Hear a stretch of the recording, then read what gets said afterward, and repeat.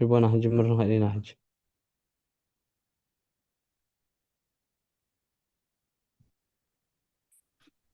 سمع أبو الومن فسك الدس هذا أملاك وقدس سلاسين ذا من وقت معسن إكهدا كسيطان وكل مزات مي قدس بيت كريستيان انت يتسم يا مريم سيان العالم والعالم عالم ناكتك جن سبحك نبارك كجن تأمنك كنسلك كجن سبقك كنغنك جون كن لسمك قدس اسجل لك ازلك اسجل كل بركولك يتكني كل لسان انت وتو أملاك أمالك تو جاغا سون سنغس أملاك أنت لكل زسكول كل نفس نسيوا أكن نبكى ما مهارنا قدس ولكم ذي بلا أنتم مسسبت خلي كما زبلوا قدوس قدوس قدوس እግዚአብሔር أملاكنا زنبرك هذا اللخا كل حليف كارما نزل على معلم تنبر كمسراك سع معراب كبسمين كسع دبوب سم كان نزل على معلم تمسكن يكون سلام لخنتك سلفتارينتك ስለ ጎይትነትካ ስለ ንግስነትካ ስለ መለኮትነትካ ቅዱስ እግዚአብሔር አምላክና ነኽብረካ ነመስክነካ ነገልግለካ ንግዛእካ ፍግም ኢልና ድማ ንሰግደልካ ሰዓት መዓልቲ ዝባረካልና ሰዓት ዛምሸት እዚኣ ድማ ባርከልና መንፈስካ ምርሐና ብሓይልኻ ደግፈኒ ግብርና ሓዲካ ተዓርቀና ከም ምሕረትካ እምበር ከም በደልና ኣይትኺደልና ወዲ ሰብ መወዳእቱ እንተፀበቀ እሞ መወዳእታ ኩሉና ፀብቀልና ኣብ ዓለም ሰላም ኣብ መንጎ ደቂ ሰባት ድማ ፍቅርን ግሰልና ቅዱስ እግዚአብሔር ኣምላኽና ጾምና ባርከልና ቀድሰልና ናይ በረኸት ናይ ረድኤት ናይ ምሕረት ጾም ግበረልና ወደ ተወሳይና ካብ ብርሃነ ትንሣኤኻ ድማ ብድሓነ ሰላም ኣብፅሓና ነቶም ኣብ ጭንቂ ኣብ መከራ ኣብ ኩናትን ውግእን ኣብ ሕማምን ሓዘንን ኣብ እህታን ኣብ ቤት ማእሰርትን ዘለዉ ኩሎም ድማ መሰሮ ፍጠረሎም زر نرى زلنا حمق نجر أملاخنا سخاء ورلنا قو سلام نسخاء خم وسلام كوردلنا بركة عدينا قدس رنجل مريم كفلنا أبسمايات تنبر أبونا سمكاي قدس مانجستغات مسح فقد كانت أبسمايكم ودمام دريكم عائلة مقبنا على محبنا احنا نزبدلنا بدلنكم تحرقنا له بدلنا عسانا دقلنا كوكفاد احنا نمبر فتنا يتأتونا قسن حيلن كبر نزل على بنات كايما أمين أوزت يا مريم ناي قدس جبريل ملا سلام تا سلام لك الله حلنا خدن قليخ بسجا خندن قليخي دي جابير توات قويتا سراوي سلام لك الله نسخي كاب عن السبرختي خفرة كرسكم برخيو قومل تسقى جابير مساخيو أو في السيت دس والكي هدي أتنا سريع لنا فتو ودخي يسوس كريستوس من تانا حرات لمن لنا أمين فتاوي سرق جينا عملكنا مداني يسوس كريستوس كان سريعت يدم ساسي أبسا ولدو لبرو كساتي برهان أنتم أبي كانت عيد يكونات رون سارقو سنات ببسمكم كونوا فتان ونصاني يرسينت كلون سميات زيو مهارن كورسس مال عصر تغلطي زيو مهار نكشوس زيو مهار نكشوس زيو مهار نكشوس زيو مهار نكشوس زيو مهار نكشوس زيو مهار نكشوس زيو مهار نكشوس زيو مهار نكشوس زيو مهار نكشوس زيو مهار نكشوس زيو مهار نكشوس زيو مهار نكشوس كمون بنت اجزيتنا مريم مهارن كورسس مال عصر تغلطي بأنت أجزئتنا مريم كشوس بأنت أجزئتنا مريم كشوس بأنت أجزئتنا مريم هنكشوس بأنت أجزئتنا مريم هنكشوس بأنت أجزئتنا مريم هنكشوس بأنت أجزئتنا مريم هنكشوس بأنت أجزئتنا مريم هنكشوس بأنت أجزئتنا مريم هنكشوس بأنت أجزئتنا مريم هنكشوس بأنت أجزئتنا مريم هنكشوس بأنت أجزئتنا مريم هنكشوس بأنت أجزئتنا مريم مهارنا كريستوس إذا سعدي آمن بارسقا قويتانا إيس كريستوس أم قبرن مفصمتا ساعات معلتنيا كمون دك أسام سالموس سلزغوني كموداتا غزي عد مسبت قصر مسغانا ጸሎት ሸራይ ነገር ንዝገበረልና ይቅረብ ሃል እግዚአብሔር አቡን ጎይትና አምላክናን መድኃናን ኢየሱስ ክርስቶስ ነመስክናልና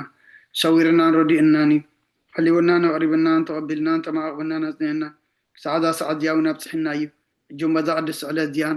كل زمن وتنان فسم سلام كحلونا كل نزح جابير ملخنا لمنو لنا وقويتانا جابير كل تحزابون قويتانا ملخنا بدحنا يسوع كريستوس تعالوا كل جبرن انت كل جبرن وش تقول جبرن نمسكنك كلنا سلا سور كنا نزر داخلنا نزحل كنا أبا خاون سلا زقرب كنا تقبل كنا سلا زعب كنا زتنا كنا سعادة سعد يوم سلا زبط كنا نمسكنك أو قويتا يقرب لنا أو ما فكر سب سلا زند بنك لنا كم محرت كون دللنا إذا قد السؤال زيان كل زمن وطنان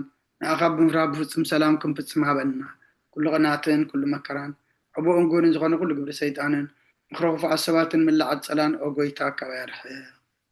كاب كل هزب خاونا رح كاب زريازي كاب زلنا يبوتاونا رح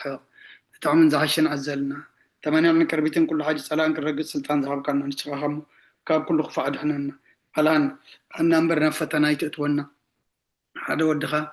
ويتنا ملغنا المدحنا نيس كرسوس انتفق سبيل بزقوبر ومحرات النقلتان مسخا معرم حوم زغنا منفذ قدسن مسقانا صناعة بؤزل لك لمن كل ساعة نزل ألم آمين وأملاك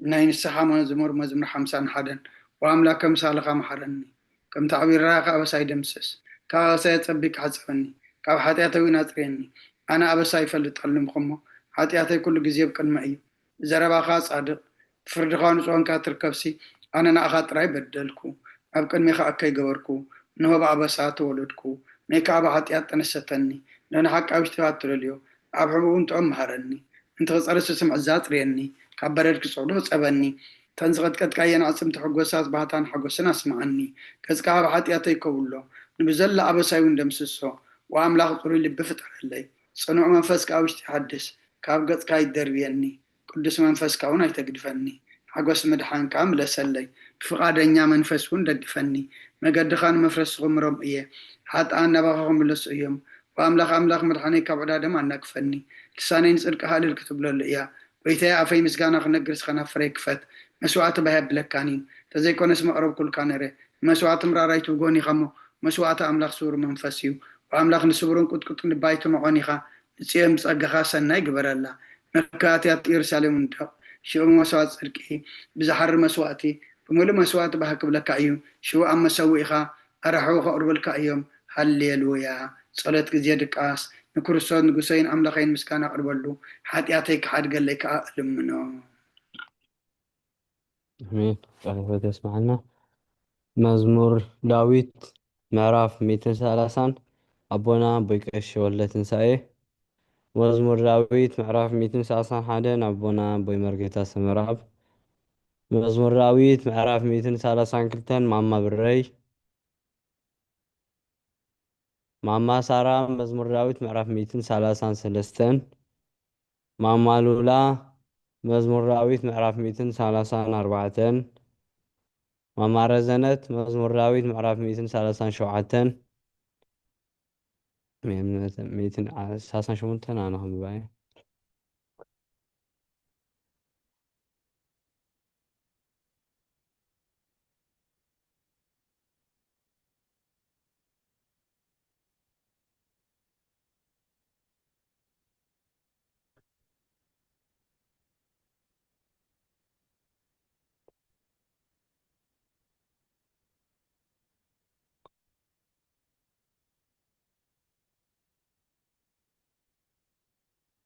أبونا بيكش ولنساي مزمور داويت معراف 241 أبونا أبوي مركتا سمرا مزمور داويت معراف 242 ماما بري مزمور داويت معراف 246 ماما سارة مزمور داويت معراف 247 ماما لولا مزمور داويت معراف 248 عايل ختم بلنا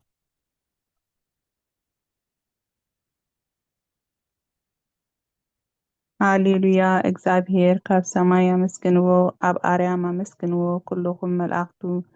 ኣመስግንዎ ብዘለኹም ሰራዊት ኣመስግንዎ ኣቱም ፀሓይ ወርሕን ኣመስግንኦ ኣቱም ብሩሃት ከዋኽብቲ ኣመስግንዎ ኣቱም ናይ ሰማየ ሰማያት ኣብ ልዕሊ ሰማይ ዘለኹም ማያትን ኣመስግንዎ ንሱ ኣዚዙ ተፈጢሮም እዮም እሞ ንስም እግዚኣብሔር የመስግንዎ ንዘለዓለም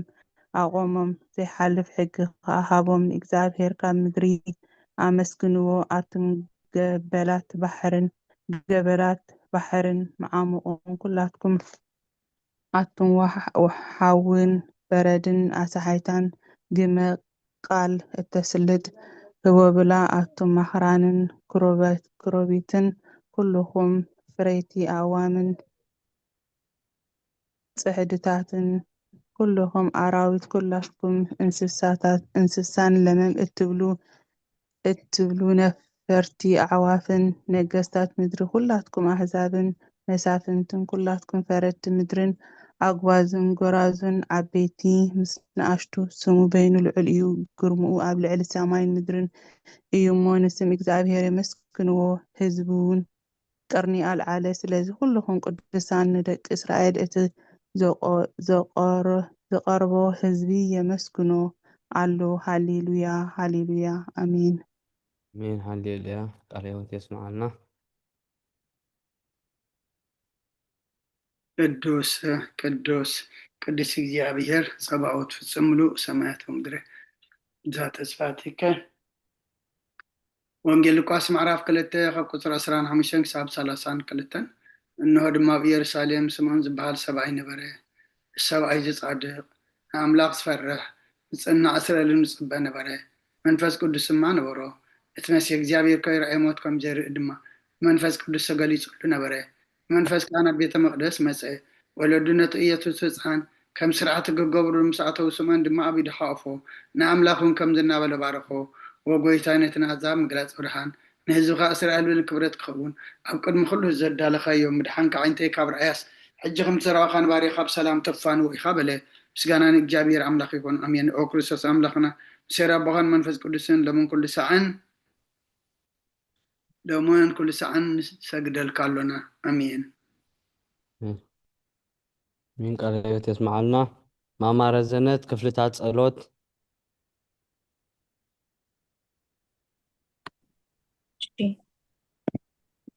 ክፍልታት ጸሎት እንሆ ኣብ ቅድሚ እቲ ቁኑዕ ፈራዲ ክቐውም ተዳልየ ኣለኹ። እቲ ኣብ ምግጋይ ዝሓለፈ ዕድመይ ንኩነኔን ንፍርድን ብቑዕ ስለ ዝኾነ ብብዝሒ ሓጢኣተይ እርዕድን እንቀጥቅጥን ኣለኹ። ግን ከነፍሰ ገና ኣብ መሬት ትነብሪ ካብ ሃለኸ ዝተነስሒ ምክንያቱ መሬት ኣብ መቃብር ኣይውድሶን እዩ። ኣብ ሞት ከዓ ዝዝክሮ የልቦን ኣብ ገሃነም እውን ዘመስግኖ የልቦን እሞ ካብ ድቃስ ትህጊ ተንሲእኪ ናብ መድሐንኪ ብንስሓ ኣምላኽ መሓረንን ኣድሕነንን እናበልኪ ተማሕፀኒ። ስብሃት ለኣብ ወወልድ መንፈስ ቅዱስ ኣሜን። ቃለ ሕይወት የስማዓልና። ማማ ሙሉ መዋል ሰብ ዘይውዳእ ጥሪና ኢልኩም ናመስከነ መዋል ሰብ ዘይውዳእ እዛ ዓለም እዚኣ ከዓ ንዘለዓለም ዝነብር እንተዝኸውን ሲ ነብሰይ ንፅር ዝኾነ ምክንያቱ ሃለወክ ነይሩ። ግን ከ እቲ ፅዩፍ ዝኾነ ተግባራትክን እቲ ሕማቕ ከይክን ኣብ ቅርቢ እቲ ሓቀኛ ምስ ዝቕላዕ ኣብ ዓራት ሓጢኣት ተሰጢሕኪ ኣብቲ ሸለልተኛነት ከዳዕን ስጋኺ ከለኺ እንታይ እዩ እቲ ትህብዮ መልሲ? ኦ ክርስቶስ ኣምላኸይ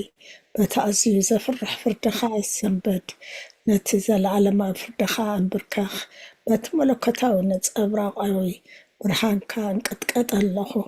ኣነ ሕሱም ድኑስ ኣብ ዓራት ደቂሰ ዘለኹ ኣብ ሂወተይ እውን ዘይቅዱስ ዝኾንኩ ናይቲ ተቐባል ቀረፃብነት ብምውሳድ ኣብ ልበይ እናውሓኹ ኦ ኣምላኸይ ኣነ ገበነኛ እየ እሞ የቕረበለለ ይብል ኣለኹ። ዘኒ ወዘልፈኒ ወለዓለም ዓለም ኣሜን ኣሜን። አቦና አቦይ መርጌታ ስምራብ ኦ ንጽሕቲ ድንግል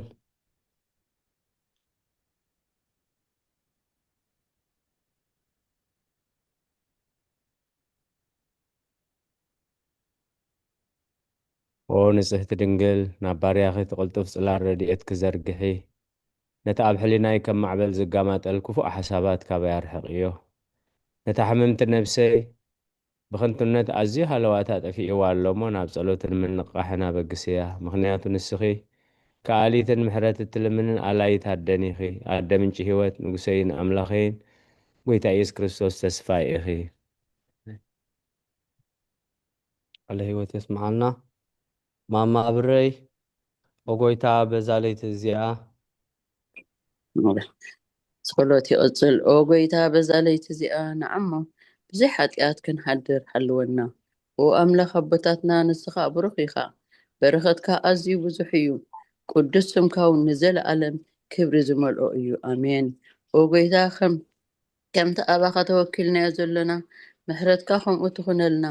ኣዒንቲ ኩሉ ንዓኻ ይጽበያ ኣለዋ፣ ንስኻ ኸ ኣብ እዋኑ ምግቢ እትህቦም። ኦ ኣምላኽናን መድሓኒናን وتسفى كل وسنات مدري سمعنا وقويتا نسخة إخا خب زي عليت زي نزل ألم تدحننا أنت معقبنا أمين وقويتا بروخي خمو فردخا مهرني وقويتا بروخي خمو حق النتكا أردأني وقويتا بروخي خمو كبرخا أبرهالي وقويت أبرهالي كبرخا أبرهالي وقويتا محرتك نزل ألم ينبر وقويتا أنا عين نتكبر إيدكا كاب ولدنا ولد معقوبي سلزخونكا أي تنصقني وقويتا أنا أخبدي لإيام محارنن نفسي أدحنان النابلكو إزئل ألهو قويتا يا خباخا توكيلي ألهو أمو أدحنني فأركا خقبرك أمهارني نسخة أملاخين فالفالي هوتي إخا ببرهانكا دمائنا برهان نرئي محرتك نبتم تفلتخا كبرخا أها نبتم قناعات لبي تمسا ጸጋን በረኸትን ምስጋናን በሐቅ ናትካ እዩ ቅድሚ ዓለም ዝነበርካን ንዘለዓለም እትነብር ዘለኻን ኣቦን ወልድን መንፈስ ቅዱስን ንዓኻ ምስጋናን ውዳሴን ግርማን ይግባእ እዩ ሎምን ኩሉ ሰዓት ንዘለዓለም ዓለም ኣሜን ኦ ልዑል ጎይታ ብኣኻ ምእማን ንስምካ ምዝማር ሰናይ እዩ እሞ ምሕረትካ ኣብ ፀፅባሕ ሓቅነትካ ድማ ለይቲ ለይቲ ኣዘንቱ ኣሜን ቃል ሕይወት የስማዕልና ማማ ሳራ ውዳሴ ስሉስ ቅዱስ ክትጽልይልና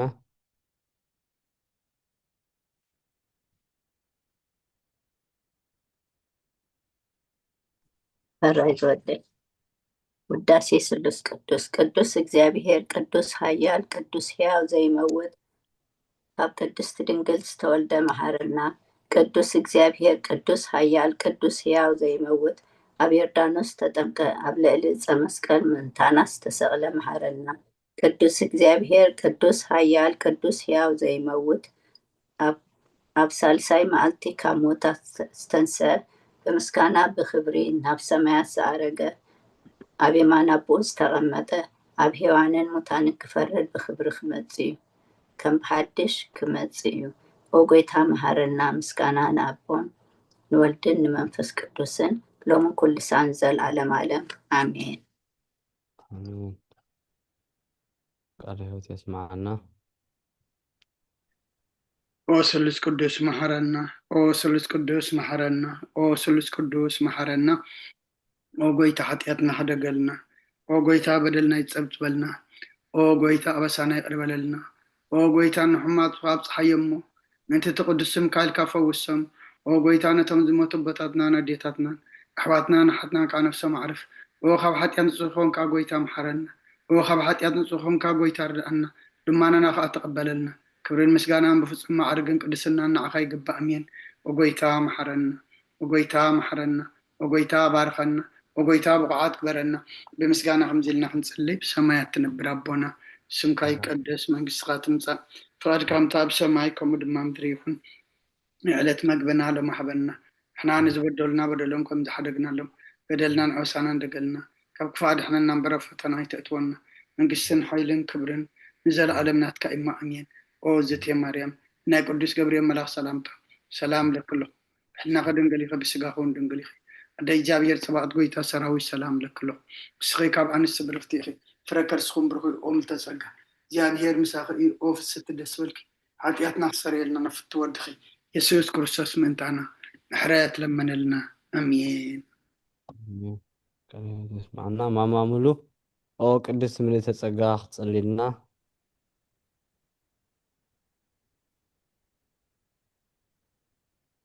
ኦ ቅድስት ምልዕተ ጸጋ ኩሉ ግዜ ድንግል ዝኾንኪ ወላዲተ ኣምላኽ ኣደ ክርስቶስ ሰላም ንብለኪ ምንቲ ሓጢአትና ክዓድገልና ናብ ፍቁር ወድኺ ጸሎትና ኣርግልና ንሓቀኛ ብርሃን ኢየሱስ ክርስቶስ ኣምላኽና ዘወለድክልና ቅድስት ድንግል ሰላም ንብለኪ ንሓጢአት ነፍስና ሓዲጉ ክምሕረና ናብ ጎይታ ለምነልና ኦ ቅድስት ድንግል ማርያም ወላዲተ ኣምላኽ ንዘርኢ ሰብ እምንቲ ኣማላዲት ናብ ወድኺ ኢየሱስ ክርስቶስ ብሕድገት ሓጢአት ክጽግወና ለምነልና ኦ ናይ ሓቂ ንግስቲ ድንግል ሰላም ንብለኪ ኦ ንኣማኒኤል ኣምላኽና ዘወለድክልና ኩርዓት ዘርእና ሰላምታ ነቕርበልኪ ኦ ድንግል ብጎይታና ኢየሱስ ክርስቶስ ዝተኣመነት ኣማላዲት ሓጢአትና ምእንቲ ክሓድገልና ተዘከርልና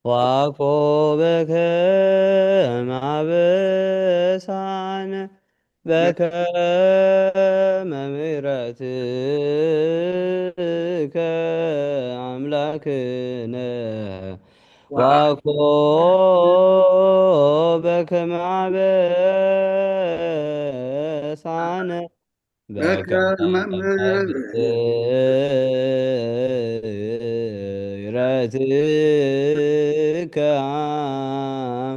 لكن وكوبك مع بسعنا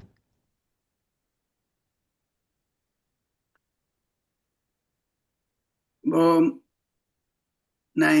ኦ ጎይታ ብቕዓት ግበረና ምስጋና ከምዚ ኢልና ክንፅልብ ሰማያት ክነብር ኣቦና ስምካ ይቀደስ መንግስትኻ ትምፃእ ፍቃድካ እንታ ኣብ ሰማይ ከምኡ ድማ ምድሪ ይኹን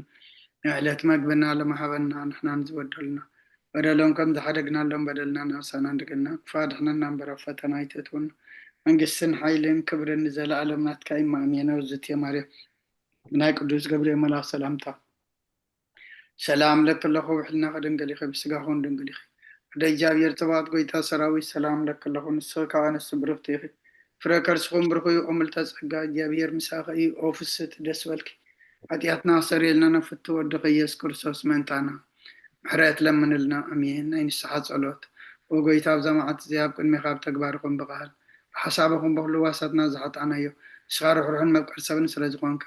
ምንቲ ትቅድስም ካልካ ተዓረቐና ንሕደገልና وأملاك سلام كن حد سلامك ديت حبنا أبزانا يدقاس قدينا خب كل چنكتنا تسقبرنا خب كل خفاتن خب كل فتنا سلام كحلونا خانا سلام مرأك على أخلنا تسقام برهراين يتما فكر سبت خانا حد ودخا ويتنا أملاخنا مدحنا نيس كورسوس يتبقون مسؤون كبرون وداسيان قرمان زلوكا معري خمس زخونا هوت منفس قدسن بس قانا يقبعكا حجن نزل عالما أمين تحنا وسوكف ساعات زتصلت صلت وهو قويتا محرنا محرد كاونا بزحلنا وأمنو سوكف ساعتين قزيان ኣብ ሰማይና ምድረን ብክብረት ስገደልካ ክርስቶስ እመን ኣምለኽና በዓልነ ወይ ጥዕግስም ዘሕመረትን ብሰናያት መልኣኻ ርሕሩሕን እቶም ኣነ ዝቐዳማዮም ሓጢአተኛታት ትምሕር ንሓጥብ ንስሓ ተመሊሱ ብሂወት ክነብር እምበር ሞቱ ዘይትደሊ እንትፅበዮም ዘሎ ተስፋ ሰማያት ክረኽቡ ንኩሎም ናብ ድሕነት እትዕድም ኦ ጎይታ ኣብዛ ሰዓት እዚኣ ናብ ኩሉ ሰዓታትን ልማናና ትቕበል ሂወትና ኣቃናዓልና ትእዛዛትካ ክንገብር መርሓና መንፈስና ቀድስ ስጋናን ሓሳባትናን ኣንፅሕ ትምኒትና እውን ስመር ሕማምና ፈወስ ሓጢአትና ሓደገልና ካብ ኩሉ ክፉዓት ዘነ ስቅያትን ብርዳና ድልውና ክንዕቀብ ቅዱሳን መላእክቲ ክሓልወና ናብ ውህደት እምነት ከነምርሕ ምእንቲ ናብቲ ዘይምርመርን ዘይውሰን ፍልጠትካ እንበፅሕ ሓድለና ንስኻ ንዘለኣለም ብሩኽ ኢኸ ኣሜን ኦ ጎይታ ብቕዓት ክበረና ብምስጋና ከምዚ ኢልና ክንፅልብ ሰማያት ትነብር ኣቦና ስምካ ይቀደስ መንግስትኻ ትምፃእ ፍቃድካ እንታ ኣብ ሰማይ ከምኡ ድማ ምድሪ ይኹን ንዕለት መግብና ለመሃበና ንሕና ንዝበደሉና በደሎም ከም ዝሓደግናሎም በደልና ንዕሳና እንደገልና ካብ ክፋድሕነና እምበር ኣብ ፈተና ይትእትወና መንግስትን ሓይልን ክብርን ንዘለዓለም ናትካ ኢማ ኣሜን ኦ ዘትየ ማርያም ናይ ቅዱስ ገብርኤል መልኣክ ሰላምታ ሰላም ለክለኹ ሕልና ከደንገሊኺ ብስጋኹን ደንገሊኺ እቲ እግዚአብሔር ፀባኦት ጎይታ ሰራዊት ሰላም ለክለኹ ንስኺ ካብ ኣንስ ብርኽቲ ኢኺ ፍረ ከርስኹም ብርኹ እዩ ኦ ምልእተ ጸጋ እግዚአብሔር ምሳኺ እዩ ኦ ፍሰቲ ደስ ይበልኪ ኃጢአትና ክሰርየልና ነፍቲ ወድኺ ኢየሱስ ክርስቶስ ምእንታና ምሕረት ለምነልና ኣሜን ክብርን ምስጋናን ንኣምላኽ ይኹን እግዚአብሔር ይቀበሎ ኣብ ሰማይ ይዕረግ ተረፈ ጊዜና ድማ ኣምላኽ ይባርኸልና ምን ዝነበረና ግዜ ንልዑል እግዚአብሔር ናይ ክብሪ ምስጋና ይብፅሓዮ ኣብ ዝሓለፈ ግዜ ሃይማኖት ኣበው ምዕራፍ 74 ካብ ክፍሊ 21 ቁፅሪ 17 ጀሚርና ክሳብ ምዕራፍ 74 ክፍሊ 24 ቁፅሪ 43 ኣንቢብና ነርና በፂሕና ነርና ሕጂ ከዓ ሃይማኖት ኣበው ናይ ቅዱስ ቄርሎስ ምዕራፍ 74 ክፍሊ 25 ቁፅሪ 44 ኢልና ንጅምር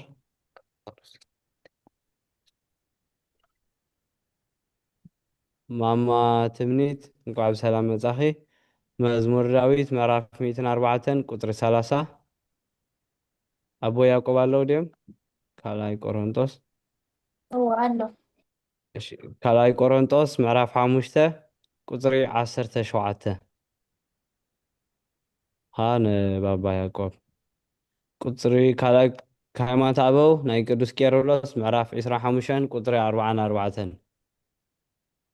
እዚ ሊቅ ቄርሎስ ካብ ምስጢረ ሃይማኖት ኣብ መበል ካልኣይ ዓመት ሲመቱ ቅድም ከም ዝበልክዎ ኣዳም ትእዛዝ ብምፍራሱ ህላዌ ሰብ ንሞትን ንጥፋትን ኮነ። ኣምላኽ ድማ ንሰብ ከምቲ ቅድም ዝነበሮ ብዘይ ጥፋትን ብዘይ ርስሓትን ከም ብሓድሽ ክፈጥሮ ደለየ። እዚ ደኣ ቤናይ ምሳሌ ክኸውን ይግባእ። በቲ ንሰብ ከጽንዖ ዝኽእል ሰብ ዝኾነ ንኹሉ ድማ ዘድሕን ቃል እዩ።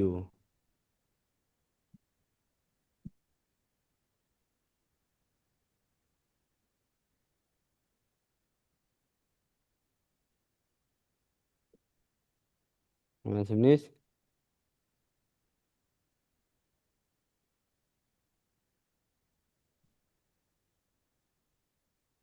ሚቲ ክዘለኽ መስለኒ ማማ ትምኒት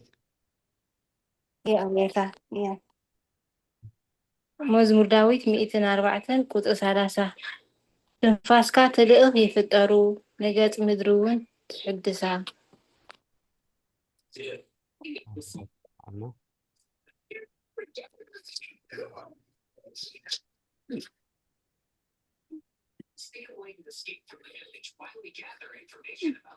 መልእኽቲ ጳውሎስ ናብ ሰብ ቆሮንቶስ ምዕራፍ 5 ቁፅሪ 17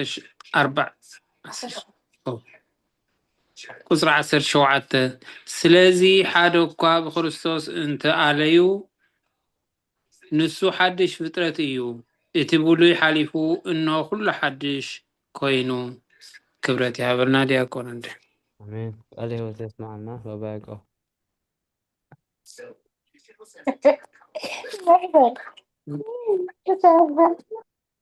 አቦና አበቀሺ አቦና በቀሺ ወለት ንሳኤ ዘፍጥረት ምዕራፍ 3 ቁጥሪ 22 አቦና ቦይ መርጌታ ሰመራ ወንጌል ዮሐንስ ምዕራፍ 1 ቁጥሪ 14 ቁጥሪ 46 እምበኣርከስ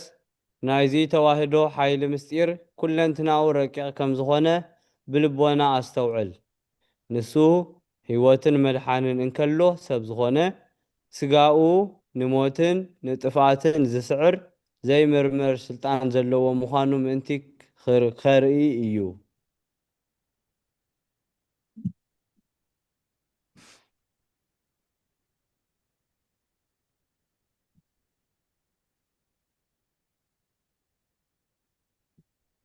አቦና ተንብብልና ዶ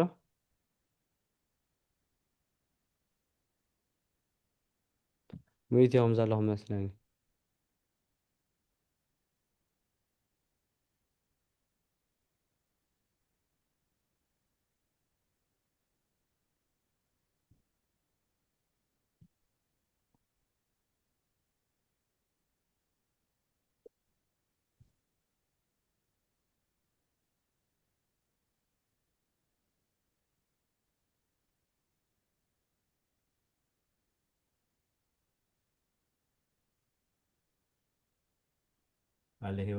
ቃለ ህይወት የስማዓልና ዘፍጥረት 3:22 እግዚአብሔር አምላኽ ድማ እንሆ አዳም ከም ሓደ ኻባና ጽቡቕን ክፉእን ዝፈልጥ ኮይኑ ኣሎ ሕጂ ኸዓ ኢዱ ኸይዝርግሕ ካብኦም ህይወት ወሲዱ ድማ ኸይበልዕ ንዘለዓለም ከዓ ሕያው ኮይኑ ክነብር እዩ ኢሉ ስለዚ ነታ ተፈጥረላ ምእንቲ ኸዓያ ድማ እግዚአብሔር አምላኽ ካብ ገነት ኤደን ኣውፅኦ ወንጌል ዮሐንስ ምዕራፍ 1 ቁፅሪ 14 እቲ ቃል ስጋ ኾነ ጸጋን ሓቅን መሊእዎ ከዓ ባና ሓደረ ክብረቱ ድማ ከም ክብሪ ናይቲ ሓደ ወዲ ነብኡ ረአና ስለ ቃላቱ እግዚአብሔር ዝተመስገነ ይኹን አሜን ቃለ ህይወት ይስማዓልና ማማ ብረይ ቀዳማይ ቆሮንቶስ ምዕራፍ 1 ቁፅሪ 25 ቁፅሪ 47 በየናይ ኣምሳልን በየናይ ኣርኣያን ኣይንበል ከም ሓፂን እዩ ኣብ ሓዊ ከኣቱ ከሎ ረስኒ እቲ ሓዊ ኣብቲ ሓፂን ይወሃድ ምእንቲ እዚ ሓዊ ይገብሮ ናይ ሓዊ ሓይሊ ድማ ይወሃቦ። እዚ ዘይትንከፍ ሓዊ ሓይሉ ኣብ ሓፂንን ኣብ ዝመስሎን ዝገድፍ እንተደኣ ኮይኑስ እቲ ንኩሉ ህይወት ዝህብ ንኩሉ መድሓንን ተበጃውን ዝኾነ እግዚኣብሔር ቃል ደኣ በቲ ዝተዋሃዶ ስጋ ንኸይግለጽ ብናይ ኣምሳል ደኸመ ይበሃል። ማማብረይ ቀዳማይ እሺ ዝብል ያቆን ወደ ቀዳማይ ቆሮንጦስ ካብ 1:15 ካብ ሰብ ስዕሽነት ኣምላኽ ይጠብብ ካብ ሰብ ከዓ ድኻም ኣምላኽ ይብርትዕ። አሜን። ቃል ህይወት የስማዓና። ክፍሊ 26 ቁፅሪ 49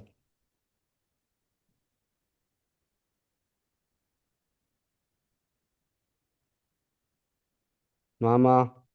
ሳራ ወንጌል ዮሐንስ ምዕራፍ 11 ካብ 11 ክሳብ 34 ክፍሊ 26 ቁፅሪ 49 ከም ብሓድሽ ናብ ንስጥሮስ ኣብ ዝፀሓፎ መልእኽቱ ከም ዝበለ ብዛዕባ እቲ ሰብ ዝኾነ እግዚኣብሔር ቃል ንሱ ሓደ ኣካልን ሓደ ህላዌን ከም ዝኾነ ዝተባህለ ኩሉ ንኣምን።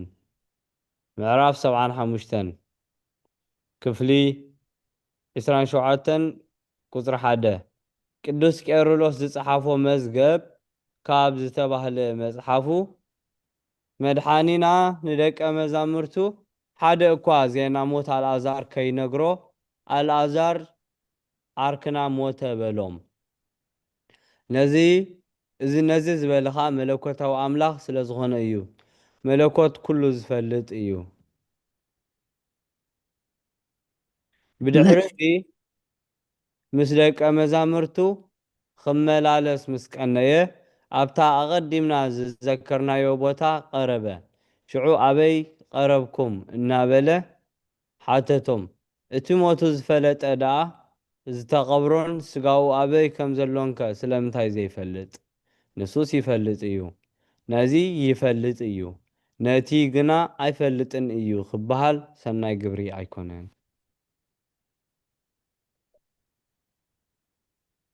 ወንጌል ዮሐንስ ምዕራፍ 11 ካብ ቁፅሪ 11 ክሳብ 24 እዚ ተዛረበ። ድሕሪዚ ድማ ኣልዓዛር ፈታዊና ደቂሱ ኣሎ። ኣነ ግና ካብ ድቃስ ምእንቲ ከተንስኦ ክኸይድ እየ በሎም። ሽኡ ደቀ መዛሙርቱ ጎይታይ ደቂሱስ እንተዘይኮነ ኮይኑስ ክጥኢ እዩ በልዎ። የሱስ ብዛዕባ ሞቱ እዩ ተዛረበ። ንኣታቶም ግና ብዛዕባ ናይ ክስ ድቃስ ተዛረበ መሰሎም። ሽኡ የሱስ ብግሂዱ በሎም ኣግሂዱ በሎም ኣልዓዛር ሞይቱ። ኣነስ ኣብኡ ብዘይ ምእንባረይ ምእንቲ ክትኣምኑስ ብዛዕባኹም ህጎስ ኣለኹ። ግናኸ ንኡናይ ናብኡ ንኺድ። ስለዚ እታ እቲ ዲዲሞስ ዝብልዎ ቶማስ ነቶም ብፆቱ ደቀ መዛሙርቱ ንሕናውን ምስኡ ክንመውት ንኺድ በሎም። ሽኡ የሱስ ምስ መፀ ኣብ መቃብር 4 መዓልቲ ገይሩ ረኸቦ። ምቕራብ ቢታንያ ንኢየሩሳሌም ኣስታት 15 እስቲራድዮስ ኣቢሉ እዩ። ካብ ኣይሁድ ድማ ብዙሓት ብዛዕባ ሓወን ከፀናንእወን ናብ ማርያምን ማርታን መፂኦም ነበሩ። ማርታ ምምፃእ የሱስ ሰሚዓ ክትቅበሎ ወፀት። ማርያም ግና ኣብ ቤት ተቐሚጣ ነበረት። ሽኡ ማርታ ንየሱስ ጎይታ ኣብዚ እንተትነብርሲ ግዲ ሓወይ ኣይምሞተን ነይሩ። ግናኸ ሕጂውን ካብ ኣምላኽ ዝለመንካዮ ዘበለ ኣምላኽ ከም ዝህበካ እፈልጥ ኣለኹ በለቶ። ኣሜን። የሱስ ድማ ሓዊኺ ትንስእ እዩ በላ። ማርታ ድማ በታ ዳህረይቲ መዓልቲ ብትንስኤ ከም ዝተንስእሲ እፈልጥ ኣለኹ በለቶ። ተቕፅል ክሳብ 34 እያ ዘለና።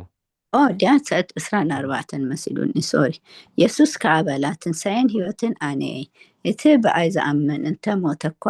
ብህይወት ክነብር እዩ። ነፍስ ወከፍ ብሂወት ዘሎ እሞ ብኣይ ዝኣምን ከዓ ንዘለዓለም ኣይክመውትን እዩ። እዚ ዶ ተኣምኒ ኢኺ? ንሳ እወ ጎይታይ፣ ንስኻ እቲ ናብ ዓለም ዝመጽእ ክርስቶስ ወዲ ኣምላኽ ምዃንካ ኣሚነ ኣለኹ በለቶ። እዚ ኢላ ከደት። ንማርያም ሃብታ ድማ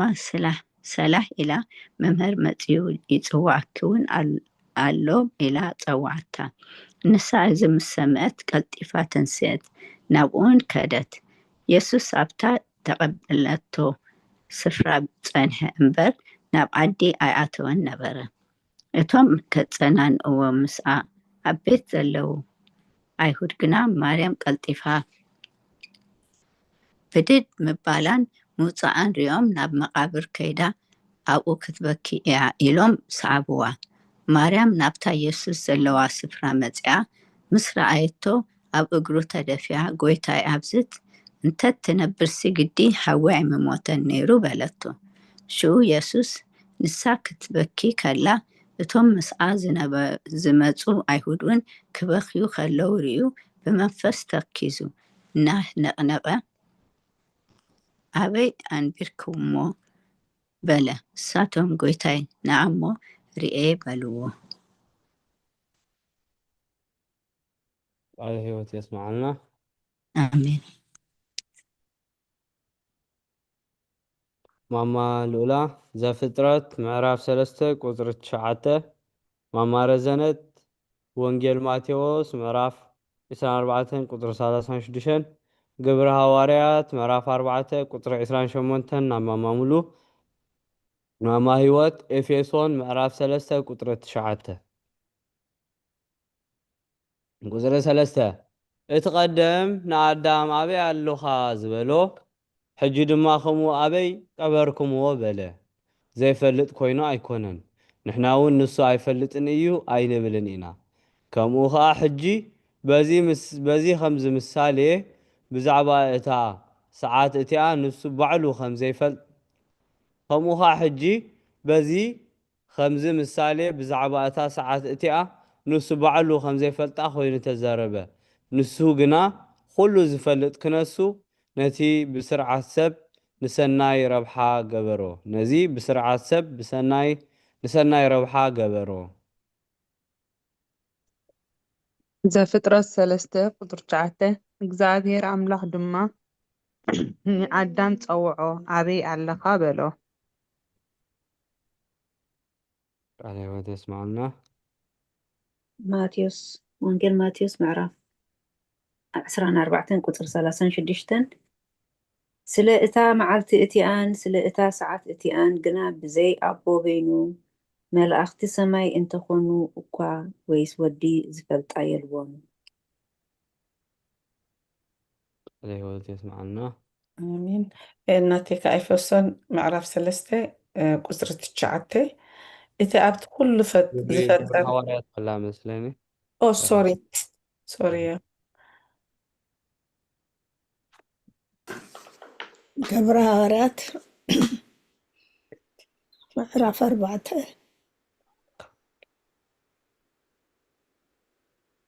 ካብ አንሽሙት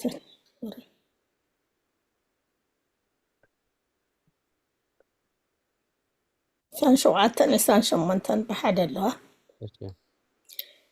እቲ ኢድካን መኽረኻን ክኸውን ኢሉ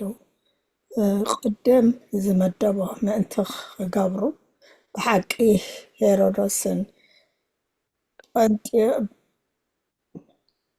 ጶንጢዮስ ጲላጦስን ምስ ኣሕዛብን ምስ ኣሌታትን እስራኤል ኮይኖም ነቲ ንስኻ ዝቐባእኻዮ ቅዱስ ወድኻ ኢየሱስ ክርስቶስ ኣብዛ ከተማ እዚኣ ንምፅራር ተኣከቡ።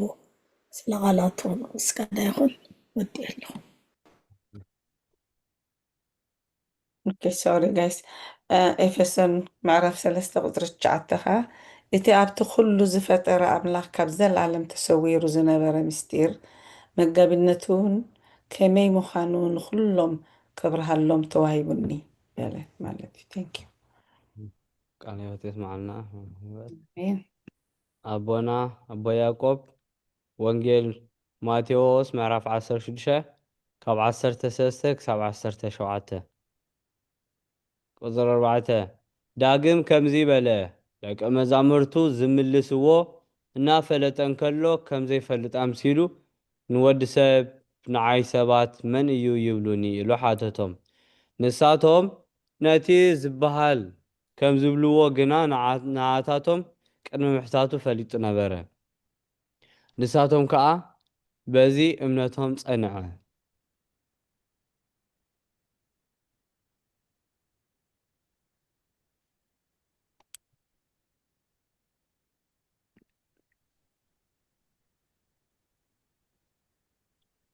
ኣባ ያዕቆብ ወንጌል ማቴዎስ ምዕራፍ 16 ካብ 13 ክሳብ 18 ኢየሱስ ናብ ምድሪ ቂሳርያ ናብ ፊልጶስ ምስ መጸ ንደቂ መዛሙርቱ ሰባት ንወዲ ሰብ መን እዩ ይብልዎ ኢሉ ሓተቶም። ንሳቶም ከዓ ገሊኦም ዮሃንስ መጥምቕ፣ ገሊኣቶም ድማ ኤልያስ፣ ገሊኦም እውን ኤርምያስ ወይስ ሓደ ካብቶም ነቢያት ዝብሉ ኣለዉ ኢሎም መለሱሉ። ንሱ ከዓ ንስኻትኩም ከ መን እዩ ትብሉኒ ኣለኹም በሎም። ስምዖን ጴጥሮስ ንስኻ ክርስቶስ ወዲ ሕያው ኣምላኽ ኢኻ ኢሉ መለሰሉ። ኢየሱስ ከዓ መሊሱ በሎ፣ ስምዖን ወዲ ዮና እዚ እቲ ኣብ ሰማያት ዘሎ ኣቦይ እምበር ስጋን ደምን ኣይገለጸልካን እዩ እሞ ብውፁእ ኢኻ። ኣነ ከዓ እብለካ ኣለኹ ንስኻ ጴጥሮስ ኢኻ፣ ንማሕበረይ ከዓ ኣብዛ ኸውሒ እዚኣ ካሃንፃ እየ፣ ደገታት ሲኦል ድማ ኣይሕይልዋን። ክሳብ 18 ዳድያኮን 17 حرش خبرتي هابلي يسمعنا. ماما تمنيت ዕብራውያን ምዕራፍ 4 ካብ 12 ክሳብ 14 ኣቦና ብቀሺ ወልደ ትንሳኤ ራእይ ዮሃንስ ምዕራፍ 1 ቁጥሪ 17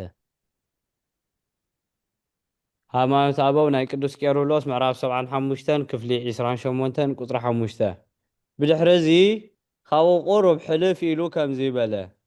ኣውሎስ ኩሎም ዝሰግድሉን ዝዋረድሉን ምዃኖም ዝኣምን ካብ ኮነ ንሱ ልዕሊ ኩሉ ፍጥረት ምዃኑ ነገሩ ግህድ እዩ። ከመይሲ ዝተዛረቦ ብዛዕባ ወልድ እዩ እምበር ንሱ ልዕሊ ኩሉ ፍጥረት ምዃኑ ርዱ እዩ። ነታ ሰዓት እቲያ ዳ ብኸመይ ዘይፈልጣ ከቶ ይፈልጣ እዩ።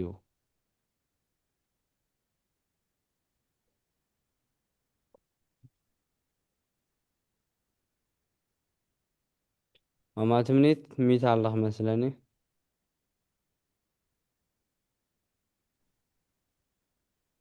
ዕብራውያን ምዕራፍ 4 ካብ 12 ክሳብ 14 ቃል ኣምላኽ ሕያውን መስለጥን እሞ ካብ ክልተ ዝኣፉ ሰይፊ ዝበልሕ እዩ፣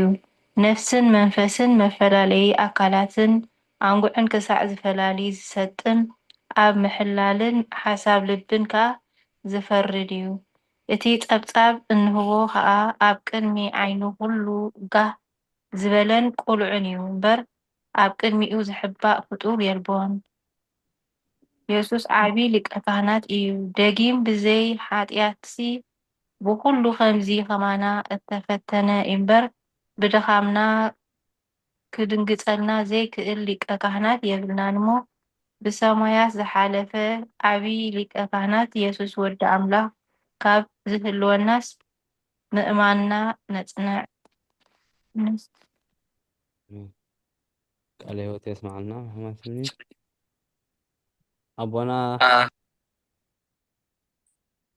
ኣቦና ብቀሺ ወልደ ትንሳኤ ጥዕመኩም ዶ ትኾን? ቃልካን ዲያቆን እዚኣ ጥዕመኩም ዶ ትኾን? ራእይ ዮሃንስ ዋላስ ሹር ያ ራእይ ዮሃንስ ምዕራፍ 1 ቁፅሪ 17 alright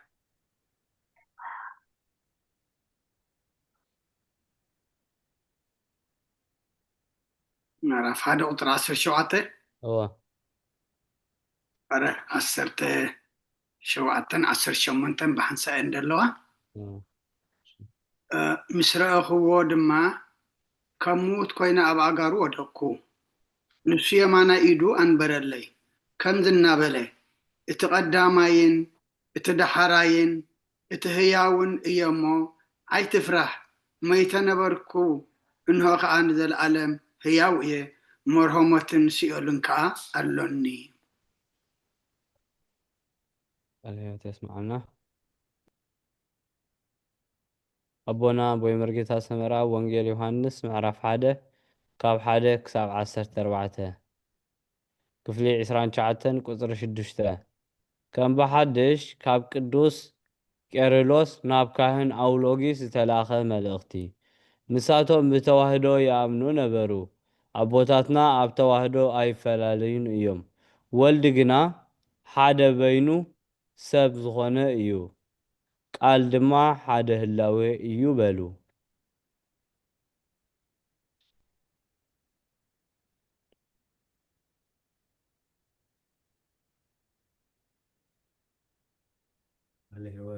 ቃል ሕይወት የስማዓልና ወንጌል ዮሐንስ ምዕራፍ 1 ካብ 1 ሳብ 14 ቃል ብመጀመርታ ነበረ ቃል ድማ አምላክ ነበረ ቃል እውን አምላክ ነበረ እዚ ብመጀመርታ በአምላክ ነበረ ብኡ ኩሉ ኾነ ካብቲ ዝኾነ ዘበለ ድማ ብዘይብኡ ዝኾነ የልቦን ሕይወት ኣብኡ ነበረት እታ ሕይወት ከዓ ብርሃን ሰብ ነበረት ብርሃን እውን ኣብ ጸልማት የብርህ ጸልማት ግን ኣይሓዞን ዮሃንስ ዝስሙ ሰብኣይ ካብ ኣምላኽ ተልኢኹ ተንስአ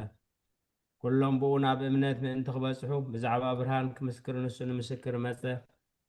ብዛዕባ ብርሃን ዳ ክምስክር መጸ እምበር ንሱስ ብርሃን ኣይነበረን ትንነፍሲ ወከፍ ሰብ ዘብርህ ብርሃን ሓቂ ናብ ዓለም ይመጽእ ነበረ ኣብ ዓለም ነበረ ዓለም እውን ብኡ ኾነት ዓለም ግን ኣይፈለጠቶን ናብቶም ናቱ መጸ እቶም ናቱ ከዓ ኣይተቐበልዎን ነቶም ዝተቐበልዎ ዘበሉ ኩሎም ብስሙ ንዝኣምኑ ግና ውሉድ ኣምላኽ ክኾኑ መሰል ሃቦም ንሳቶም ከዓ ካብ ኣምላኽ እምበር ካብ ደም ወይ ካብ ፍቓድ ስጋ ወይ ካብ ፍቓድ ሰብኣይ ዘይተወልዱ እዮም እቲ ቃል ስጋ ኾነ ጸጋን ሓቅን መሊእዎ ከኣባና ሓደረ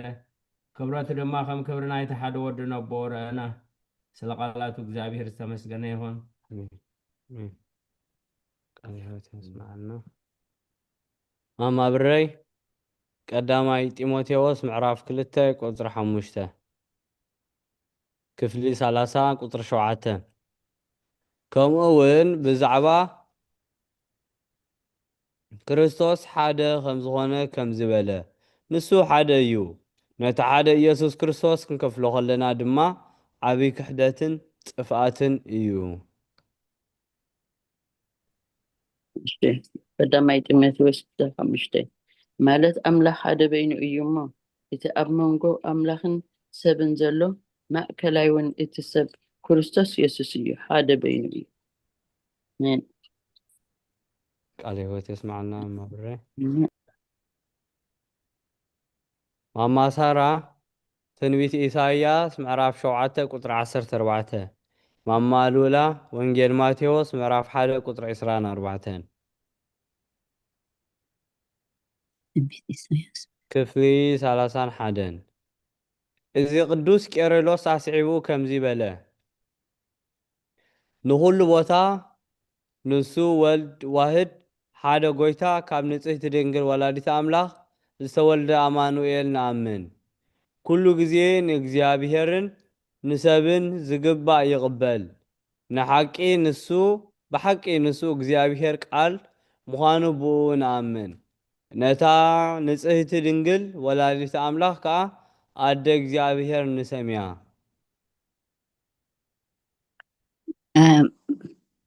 ትንቢተ ኢሳያስ ምዕራፍ 7 ዲኻ ኢልካኒ ወደይ هو ምዕራፍ 7 ቁጥሪ 14 ኦኬ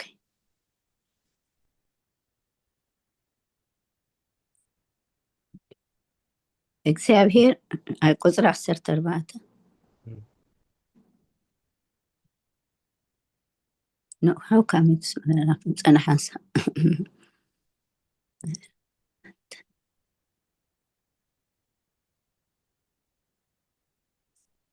Okay. ሰብ ስለዚ እግዚኣብሔር ባዕሉ ትምህርቲ ክህበኩም እዩ። እንሆ ድንግልቲ ክትጠንስ ወዲ ከዓ ክትወልድ እያ፣ ስምዎን ኣማኒኤል ክትሰምዮ እያ። ኣሜን። ቃል ሕይወት የስማዓልና። ወንጌል ማቴዎስ ምዕራፍ 1 ቁጥሪ 24 ዮሴፍ ካብ ድቃሱ ተንሲኡ መልአክ እግዚአብሔር ከም ዝኣዘዞ ገበረ፣ ንማርያም ሕፅይቱ ወሰዳ። አሜን። ቃል ሕይወት የስማዓልና።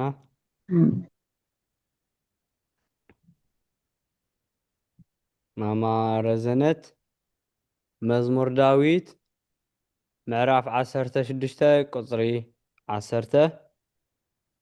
ማማ ሙሉ ቀዳማይ ቆሮንጦስ ምዕራፍ 15 ቁፅሪ 4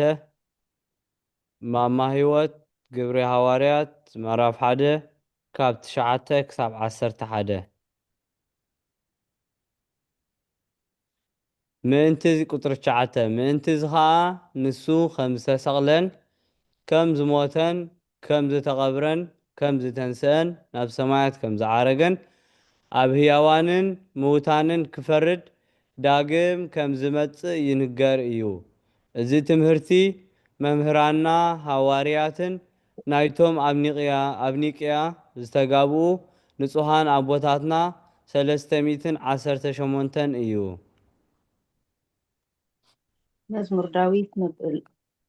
ምዕራፍ 16 ቁፅሪ 9 10 ብሓንሳኤን ደለዋ ንነፍሰይ ኣብ ሲኦል ኣይትሓድጋን ቅዱስካ ጥፍኣት ክርኢ ኣይትፈቀደን ኢኻ እሞ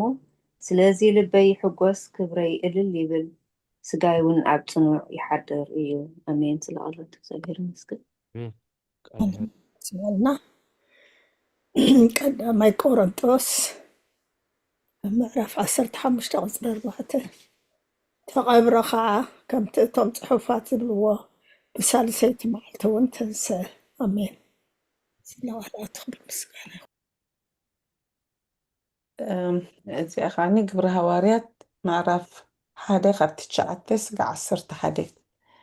እዚ ምስ በለ ድማ እናረኣዮም ዓረገ ካብ ዒንቶም ከዓ ደበና ተቐበለቶ ንሱ ክዓርግ ከሎ ንሳቶም ከዓ ናብ ሰማይ ገጾም ክጥምቱ ከለዉ እንሆ ጻዕዳ ክዳውንቲ ተኸዲኑን ክልተ ሰብኡት ኣብ ጥቕኦም ደው ኢሎም ነበሩ እሞ ኣቱም ሰብ ገሊላ ስለምንታይ ናብ ሰማይ እናጠመትኩም ደው ኢልኩም ዘለኹም? እዚ ካባኻትኩም ናብ ሰማይ ዝዓረገ ኢየሱስ ከምቲ ናብ ሰማይ ክዓርግ ከሎ ዝረኣኹምዎ ከምኡ ገይሩ ከዓ ክመጻኩም እዩ በሎም። ተመስገን ኾነ መድኃኒዓለም። ትስማዓልና ማማ ህይወት። አሜን። ባባ ያዕቆብ ቀዳማይ መሪ ወንጌል ዮሐንስ ምዕራፍ 1 ካብ 1 ክሳብ 18 ክፍሊ 32 ካብቲ ጢሞቴዎስ ብዛዕባኡ ዝበሎ ጠቒሱ ወሲኹ ከም ዝበለ እግዚኣብሔር ቃል ሰብ ቅድሚ ምዃኑ ክወሃዶ ኣብ ዝፈጠሮ ሰብነት ከም ዝነበረ ስጋውን ኣብ ህላዊ እግዚኣብሔር ቃል ከም ዝነበረ ካብ ኣቦታት ደፊሩ ከምዚ ዝበለ መን ኣሎ? ከምዚ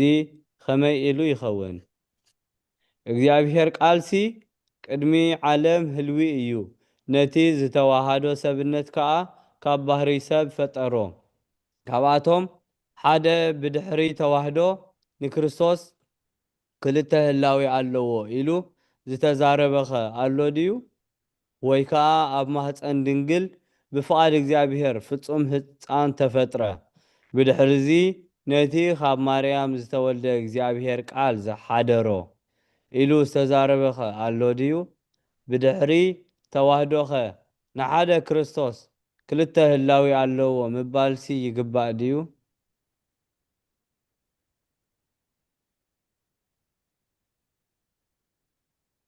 ኣነ ደኹም ብባዲያቆኒ ክሄድ እያለሁ።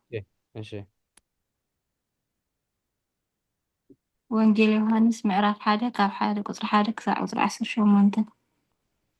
ቃል ብመጀመርታ ነበረ፣ እቲ ቃል ድማ ኣብ ኣምላኽ ነበረ፣ እቲ ቃል እውን ኣምላኽ ነበረ። እዚ ብመጀመርታ ኣብ ኣምላኽ ነበረ፣ ብኡ ኩሉ ኾነ፣ ካብቲ ዝኾነ ዘበለ ድማ ብዘይ ብኡ ዝኾነ የልቦን። ህይወት ኣብኡ ነበረት፣ እታ ህይወት ከዓ ብርሃን ሰብ ነበረት። ብርሃን እውን ኣብ ጸልማት የብርህ፣ ጸልማት ግና ኣይሓዞን። ዮሃንስ ዝስሙ ሰብኣይ ካብ ኣምላኽ ተልኢኹ ተንስአ። ኩሎም ብኡ ናብ እምነት ምእንቲ ክበጽሑ ብዛዕባ ብርሃን ክምስክር ንሱ ንምስክር መጸ። ብዛዕባ ብርሃን ደኣ ክምስክር መጸ እምበር ንሱስ ብርሃን ኣይነበረን። እቲ ንነፍሲ ወከፍ ሰብ ዘብርህ ብርሃን ሓቂ ናብ ዓለም ይመጽእ ነበረ። ኣብ ዓለም ነበረ፣ ዓለም እውን ብኡ ኾነት፣ ዓለም ግና ኣይፈለጠቶን።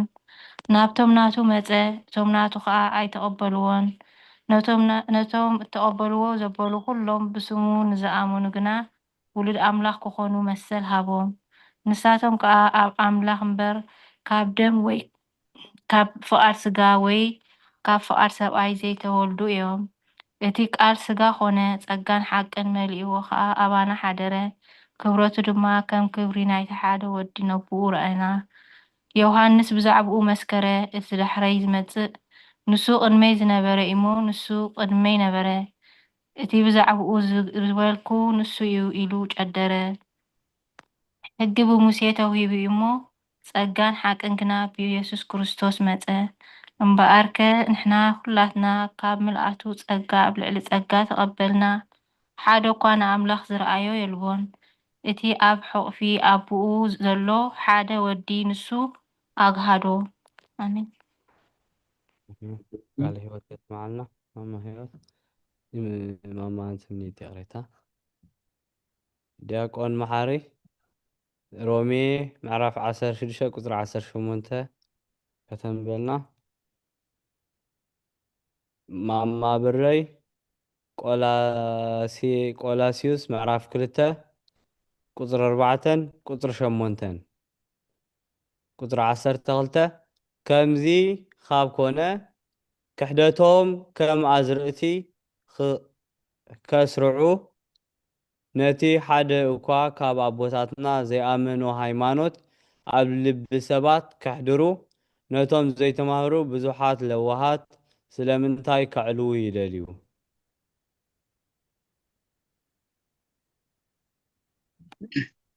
ከመይ ጸኒሕኩም ስድራ እግዚኣብሔር?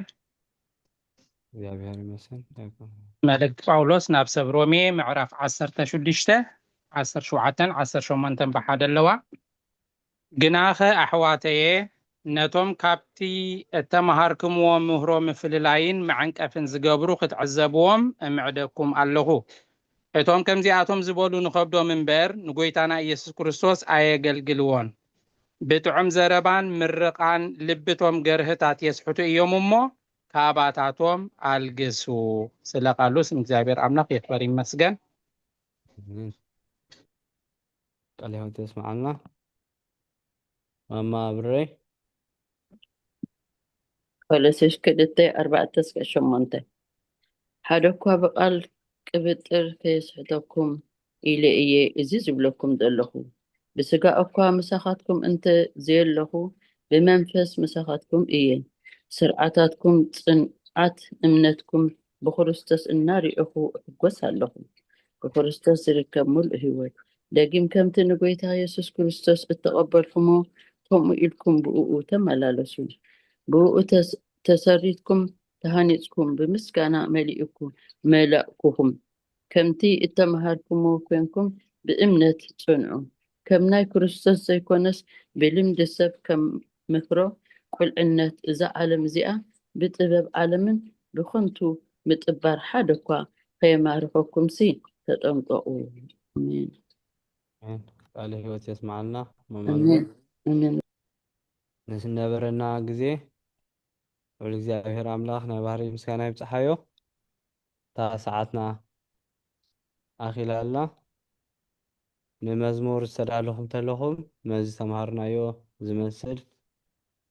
ወይ ምስ መዓልትና ምስ ዘለናዮ ዝኸይድ ዝተዳለኹም ተለኹም ዘይዘመርኩም ክትዝምሩ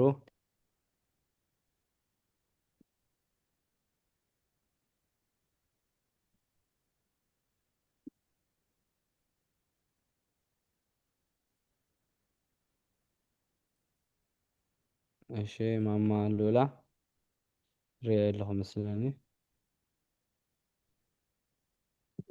على سبت زي لكن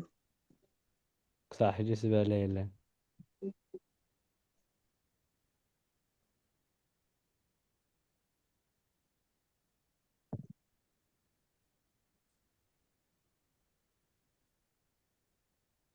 زمرنا على حرام مالولا معلش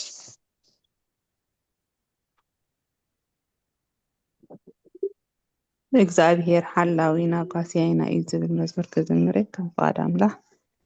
እግዚአብሔር ሓላዊና እዩ ጓሳይና እዩ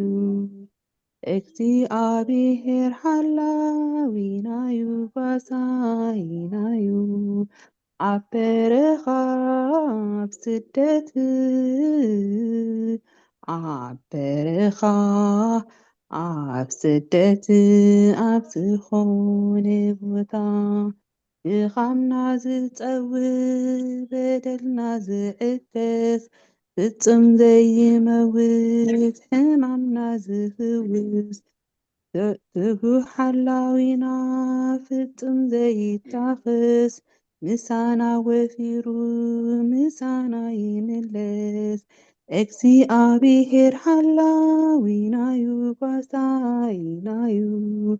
እግዚአብሔር ሓላዊና እዩ ጓሳይና እዩ ኣብ በረኻ ኣብ ስደት ኣብ በረኻ ኣብ ስደት ኣብ ዝኾነ ቦታ እስኪ ንዘክሮ ዘሕለፍናዮ ህይወት ተስፋና ኣኺሉ ክንምለስ ካብ ኣፍ ሞት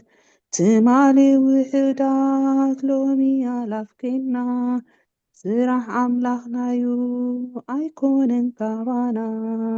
እግዚአብሔር ሓላዊና እዩ ጓሳይና እዩ እግዚአብሔር ሓላዊና እዩ ጓሳይና እዩ ኣብ በረኻ ኣብ ስደት ኣብ በረኻ ኣብ ስደት ኣብ ዝኾነ ቦታ ደጊም ንበራበር ጊዜና ኣኺሉ ሓድሽ ምዕራፍ ንኽፈት ህይወት ንረኽበሉ ምስጋና ነቕርብ ብሓባር ንስሙ ኢየሱስ ክርስቶስ ሰላሚ ዓለሙ እግዚአብሔር ሓላዊና እዩ ጓሳይና እዩ እግዚአብሔር ሓላዊና እዩ ጓሳይና እዩ ኣብ በረኻ ኣብ ስደት ኣብ በረኻ ኣብ ስደት ኣብ ዝኾነ ቦታ ንዑና ቤት ኣምላኽ ብመንፈስ ክንዓቢ ይፅዋዓና ኣሎ ክንከፍተሉ ልቢ ፃውዒት ናይ ጎይታ ሸለላይ ንበሎ ሓቀኛ ዕረፍቲ ኣብ ቤት እዩ ዘሎ እግዚአብሔር ሓላዊና እዩ ጓሳይና እዩ እግዚአብሔር ሓላዊና እዩ ጓሳይና እዩ ኣብ በረኻ ኣብ ስደት ኣብ በረኻ ኣብ ስደት ኣብ ዝኾነ ቦታ ስለ መዝሙር እግዚአብሔር ይመስገን ስለተዋሃበን ዕድል ከዓ የመስግነካ ዲያቆን አሜን ቃለ ሕይወት የስማዓልና ዝማሬ መላእክት የስማዓልና እግዚአብሔር ሓላዊናዩ ኣብ በረኻ ጓሳይናዩ ኣብ በረኻ ኣብ ስደትን ኣብ ዝኾነ ቦታ ድኻምና ዝፀውር በደልና ዝዕገስ ፍጹም ከይንመውት ሕማምና ዝፍውስ ትጉህ እዩ ጓሳና ፍጹም ዘይታኸስ ምሳና ወፊሩስ ምሳና ዝምለስ እስኪ ንዘክሮ ዘሕለፍናዮ ህይወት ተስፋና ኣኺሉ ክንምለስ ካብ ኣፍ ሞት ትማሊ ውሕዳት ሎሚ ኣላፍኬና ስራሕ ኣምላኽናዩ ኣይኮነን ካባና ደጊም ንበራበር ግዜና ኣኺሉ ሓድሽ ምዕራፍ ንኽፈት ህይወት ንረኽበሉ ምስጋና ነቕርብ ብሓባር ንስሙ ኢየሱስ ክርስቶስ ሰላም እዩ ዓለሙ ንዑ ናብ ቤት ኣምላኽ ብመንፈስ ክንዓቢ ይፅውዓና ኣሎ ንኽፈተሉ ልቢ ፃውዒት ናይ ጎይታ ሸለል ኣይንበሎ ሓቀኛ ዕረፍትስ ኣብ ቤቱ እዩ ዘሎ እናበለት ክዝምረልና ፀኒሓ ማማሙሉ የሬታ ማማሉላ ዝማሬ መላእክቲ የስማዓልና ማማሉላ ነዚ መዝሙር ከነስተንትኖ እንደሊ በቃል ኣምላኽ መፅሓፍ ቅዱስ መሰረት ነዚ ዘለና ግዜ ክንጥቀመሉ ከነስተንትኖ እንደሊ ዲያቆን መሓሪ መዝሙር ዳዊት መበል 121 ካብ 3 ክሳብ 8 ንሱ ንእግርኻ ኣየሰናኽልን ሓላዊኻ ኣይታኸስን እንሆ እቲ ንእስራኤል ዝሕሉ ኣይታኸስን ኣይድቅስን እዩ እግዚኣብሔር ሓላዊኻ እዩ እግዚኣብሔር ኣብ የማነይቲ ኢድካ ጽላልካ እዩ ፀሓይ ብመዓልቲ ወርሒ እውን ብለይቲ ኣይክወቅዐካን እዩ እግዚኣብሔር ካብ እከይ ዘበለ ክሕልወካ ንነፍስኻ ክሕልዋ እዩ እግዚኣብሔር ካብ ሕጂ ንዘለኣለም ምውፃእካን ምእታውካን ክሕሉ እዩ እያ ትብል ቃል ህይወት ተስምዐለይ ቴንኪው ዲያቆነይ ኣሜን ኣሜን ቃል ህይወት የስማዓልና ኣለኹ መሓሪ መዝሙር ዳዊት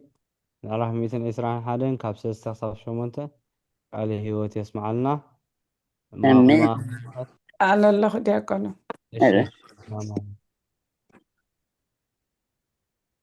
ሰሚዕኸኒ ዲያቆን هو ماما هي وتكتب اوكي I just want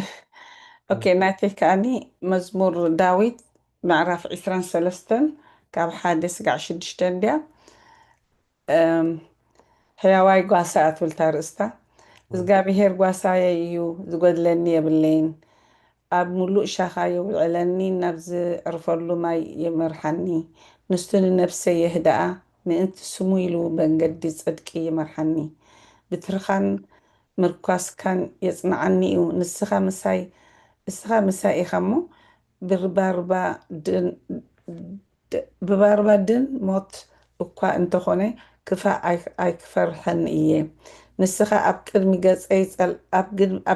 ገጽ ጸላእተይ መዓዲ ክትሰርዓለይ ንርእሰይ ብዘይቲ ትለኽዮ ውፅአይ ይጅርብብ ኣሎ ብሓቂ ሳህልን ምሕረትን ብኩሉ ዕድመይ ክስዕበኒ እየን ኣብ ቤት እግዚኣብሔር ከዓ ንዘለዓለም ክነብር እየ ሶሪ ጋይስ ጎረሮ ይገልፈኒ ኣለኹ ቃል ህይወት የስማዓልና ኣሜን ቃል ህይወት የስማዓልና ምዕራፍ 21 ካብ 1 ክሳብ 6 ቃል ህይወት የስማዓልና ማማ ህይወት ዲያቆን ወዲዳ ራእይ ዮሐንስ 3:10 እሺ ራእይ ዮሐንስ 3:10 እሺ እንሆ ኣብ ደገ ቤት ደው ኢለ እኳሕኳሕ የብል ኣለኹ ሓደ እኳ ድምፀይ ሰሚዑ ማዕፆ እንተኸፈተለይ ናብኡ ከኣቱ ምስኡ ከዓ ክድረር እየ ንሱ እውን ምሳይ እዩ ቃል ህይወት የስማዓልና ማማ በረይ ራእይ ዮሐንስ ምዕራፍ 3 ቁጥሪ 20 ቃል ህይወት የስማዓልና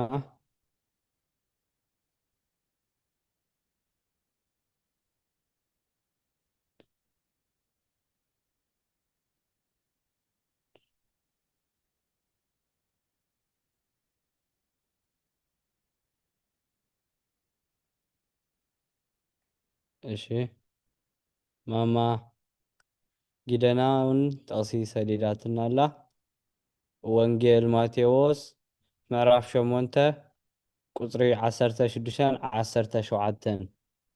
ምሸት ምስ ኮነ ኣጋንንቲ ዝሓደርዎ ብዙሓት ናብኡ ኣምፁ እቲ ብነቢ ኢሳይያስ ንሱ ድኻምና ወሰደ ሕማምና እውን ጾረ እተባህለ ምእንቲ ክፍጸም ብቓሉ መናፍስቲ ኣውፅአ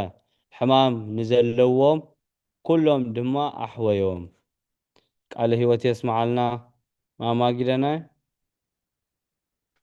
ወንጌል ማቴዎስ ምዕራፍ 8 ቁጥሪ 16-17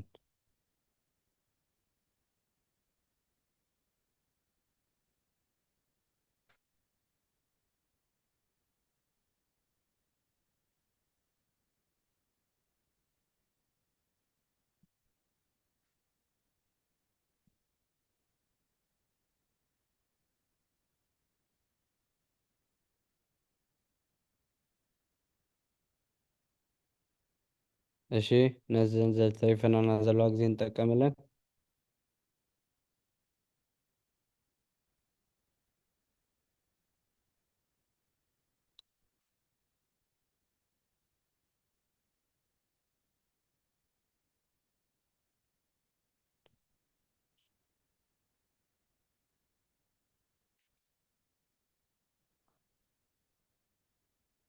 እሺ ከም ፈቃድ ኣምላኽ ነዚ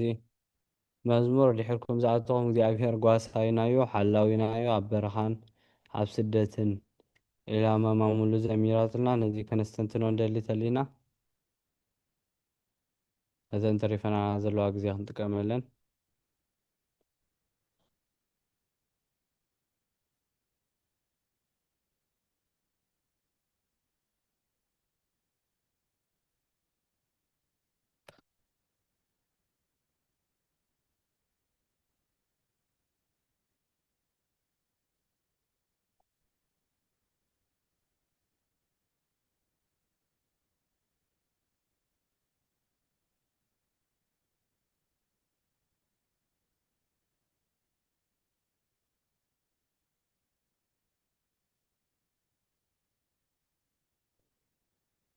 እሺ ንዝነበረና ግዜ ስም እግዚኣብሔር ኣምላኽ ዝኸበረን ዝተመስገነን ይኹን። ናብ ኣስተንትኖ ናይ ዝነበረና ናይ ሃይማኖት ኣበው ሎማዓንቲ ዝተነበልና ሃይማኖት ኣበው ናይ ቅዱስ ቄርሎስ ምዕራፍ 74 ክፍሊ 25 ካብ ቁፅሪ 44 ጀሚርና ክሳብ ምዕራፍ 75 ቁጥሪ ክፍሊ 32 ቁፅሪ 12 አንቢብና ካብዚ ዝተማሃርናዮ ሕቶ ርእቶ ኣስተንትኖ ዘለና ናብ ቤተ ሃይማኖት ኣበው ክንሰግር።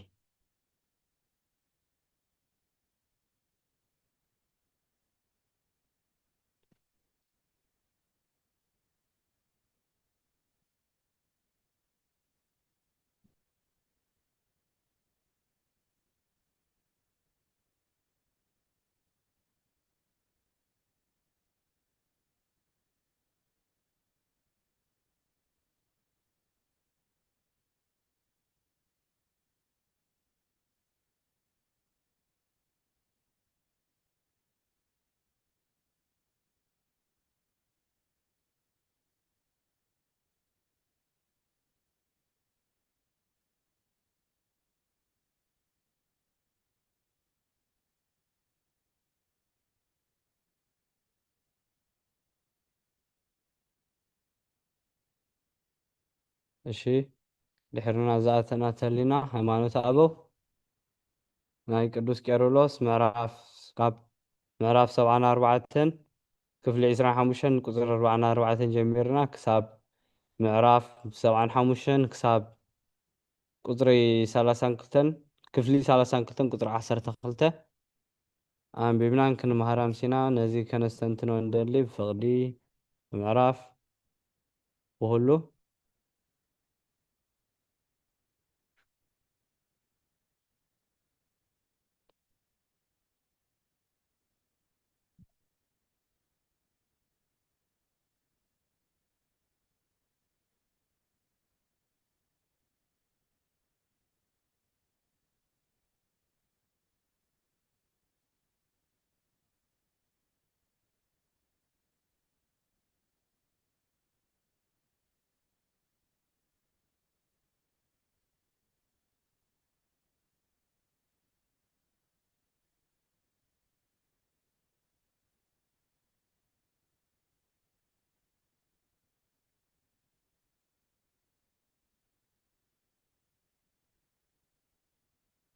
እሺ ክሳብ እትዳለዉ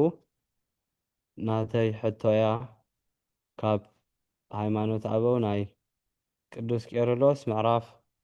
75 ቁፅሪ 3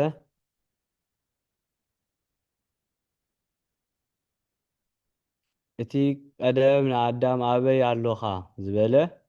ሕጂ ድማ ከምኡ ኣበይ ቀበርኩሞ በለ። ኣብኡን ይገልጽ እዩ ዘይፈለጥኩሞ ዘይፈልጥ ኮይኑ ኣይኮነን ኢሉ ኣብ ቁፅሪ 4 እውን ዳግም ከምዚ በለ ደቀ መዛሙርቱ ዝምልስዎ እናፈለጠ እንከሎ ከም ዘይፈልጥ ኣምሲሉ ንወዲ ሰብ ንዓይ ሰባት መን እዩ ይብሉኒ ኢሉ ሓተቶም ኢሉ እቲ ንሳቶም ነቲ ዝበሃል ከም ዝብልዎ ግና ንዓኣቶም ቅድሚ ምሕታቱ ፈሊጡ ነበረ። ንሳቶም ከዓ በዚ እምነቶም ጸንዐ። እቲ ሕቶታት እቲ ንወዲ ሰብ ንዓይ ሰባት መን ይብሉኒ ዝበሎ እቲ ንኣዳም ኣብያ ኣለኻ ንኣልዓዛር እውን ኣበይ ቀበርክምዎ ዝበሎ ንመን ክነግር እዩ ወይ ንምንታይ ንምባልስ እዚኣ ክትበርህ ክሳብ እትዳለዉ ናብ ቦታት እዚኣ ሕቶቲ ንኣዳም ኣበይ ኣለኻ ዝበሎ ኣምላኽ ብርግጽ ይፈልጥ እዩ ኣዳም ኣበይ ከም ዝነበረ ኣበይ ከም ዝተቐብረ ፈልጥ ንዑ እውን መን ደቂ ሰባት መን ከም ዝብሎ እውን ኣርጊጹ ይፈልጥ እንከሎ እቲ ዝሓተቶስ ንምንታይ ኢሉ እዩ የቆን ወደጀ ክፍሊ 75 ክፍሊ 31 8 9 ድፈክለ እሺ መማር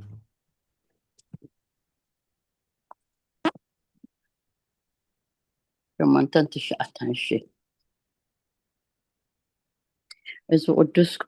ቀርሜሎስ ኣስዒቡ ከምዚ በለ ብኩሉ ቦታ ንሱ ወልዲ ዋህድ ሓደ ጎይታ ካብ ንጽሕቲ ድንግል ወላዲት ኣምላኽ ዝተወልደ ኣማኑኤል ንኣምን ኩሉ ግዜ ንእግዚአብሔር ንሰብን ዝግባእ ይቕበል ብሓቂ ንሱ እግዚአብሔር ቃል ምዃኑ ብኡ ንኣምን ቁርብ እሳይ ግበረለ ወለድ ንላዕሊ እሺ ንኣምን ነታ ንጽሕቲ ድንግል ወላዲት ኣምላኽ ከዓ ኣዴ እግዚአብሔር ንሰምያ እዚኣሲ ርባውርዳ ሕጂ ብኩሉ ነገሩ ወልዲ ዋህድ ብኩሉ ቦታ እውን ንሱ ወልዲ ዋህድ ሓደ ጎይታን ካብ ንጽሕቲ ድንግል ወላዲት ኣምላኽ ዝተወልደ ኣማኑኤል ንኣምን ብኩሉ ግዜ ንእግዚአብሔር ንሰብን ዝግባእ ይቕበል ብሓቂ ንሱ እግዚአብሔር ቃል ምዃኑ ንኣምን ካብ ንጽሕቲ ድንግል ማርያም ከም ተወልደ ንኣምን ሓደ እግዚአብሔር ንሰምዩ ኢና እዚኣ ካልኣይቲ ከዓ ምእንቲ እዚ ከዓ ንሱ ከም ዝተሰቕለን ከም ዝሞተን ከም ዝተቐብረን ከም ዝተንስአን ናብ ሰማያት ከም ዝዓረገ ኣብ ሕያውን ሙታን ክፈርድ ዳግም ከም ዝመጽእ ይነግር እዩ እዚ ትምህርቲ መምህራን ሐዋርያት ናብቶም ናብ ቅንያት ዝተጋብኡ ንጹሃት ኣቦታትና ብኣሽ እስከ ድገመለይ እዚኣ ትንበብ ዲያቆን ወደ 18 318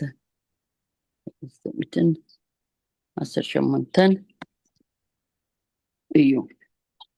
እዩ ሕጂ መዝሙር ዳዊት ዝገልጽ ሕጂ እዚኣ ከዓ ክሳያ ካብ ሰማያት ከም ዝወረደ ከም ተሰቕለ ከም ዝሞተ እንታይ ህይወት ረኺቡ ድማ ከም ብሓድሽ ሕያዋን ክፈርድ ትምህርቲ መምህራን ሐዋርያት ናቶም ቅንያት ተጋብኡ ናይ ኣቦታትና ኩሉ እዚ ንኣምን ኢና ዝብል ወዲና ካውስኸላ ዲያቆን ወደይ أهول مباري أهول كبر قال يوت يسمعنا ما بري ኣሚን ዝወደይ عمشان كفلي 32 قطر 8 9 قال يوت يسمعنا ما بري القلات كم يبارا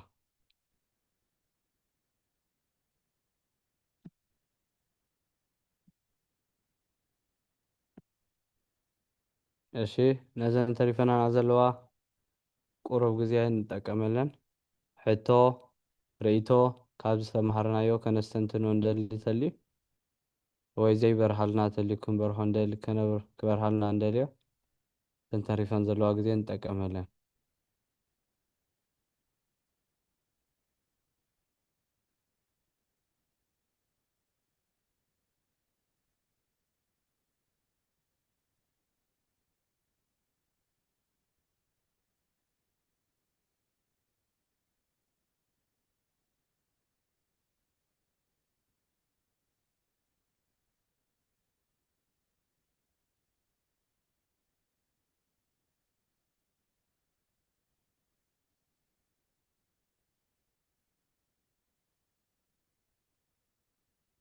እሺ ድሕርና ዝኣተና ተሊና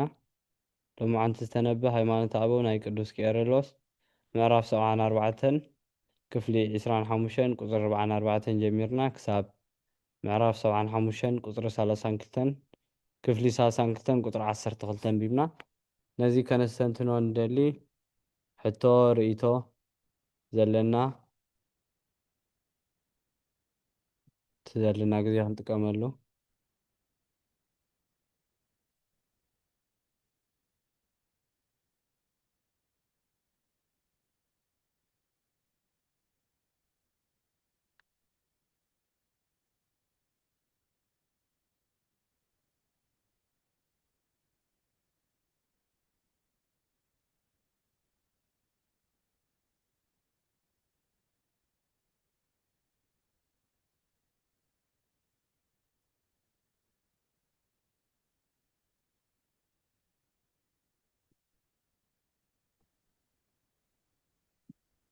ክፍሊ 26 ከዲያቆናት ክፍሊ 26 ክፍሊ ምዕራፍ 74 16 27 كما مساء أدحن كفتنا 4 تقص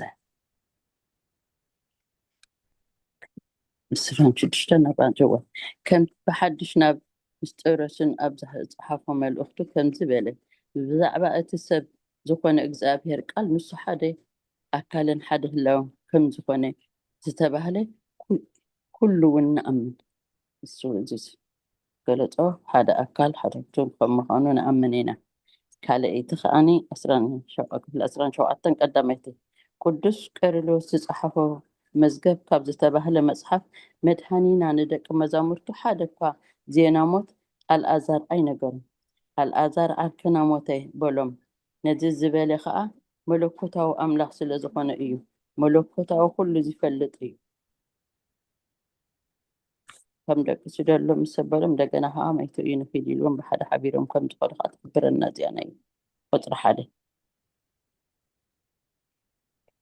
كلت أنت الثانية قال هو تسمع لنا ما بري أمين أمين براتكم يبارك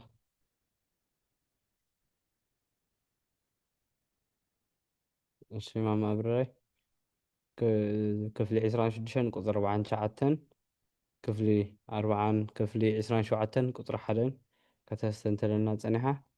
ቃለ ህይወት የስማዓልና ማማ ብራይ ካልኦት ከነስተንትን እንደሊ منيش تكسنت الدليل اللي خده ديكون وده እሺ ማማ تمسجن مدهن يعلم كم زجرنا نمهر زلنا بطعم نعقو قدمنا مسكونا خم كاتسيلنا خان نبوتاتنا ديكوناتنا كلهم أبدي أخستنتن كل خسي أبتيا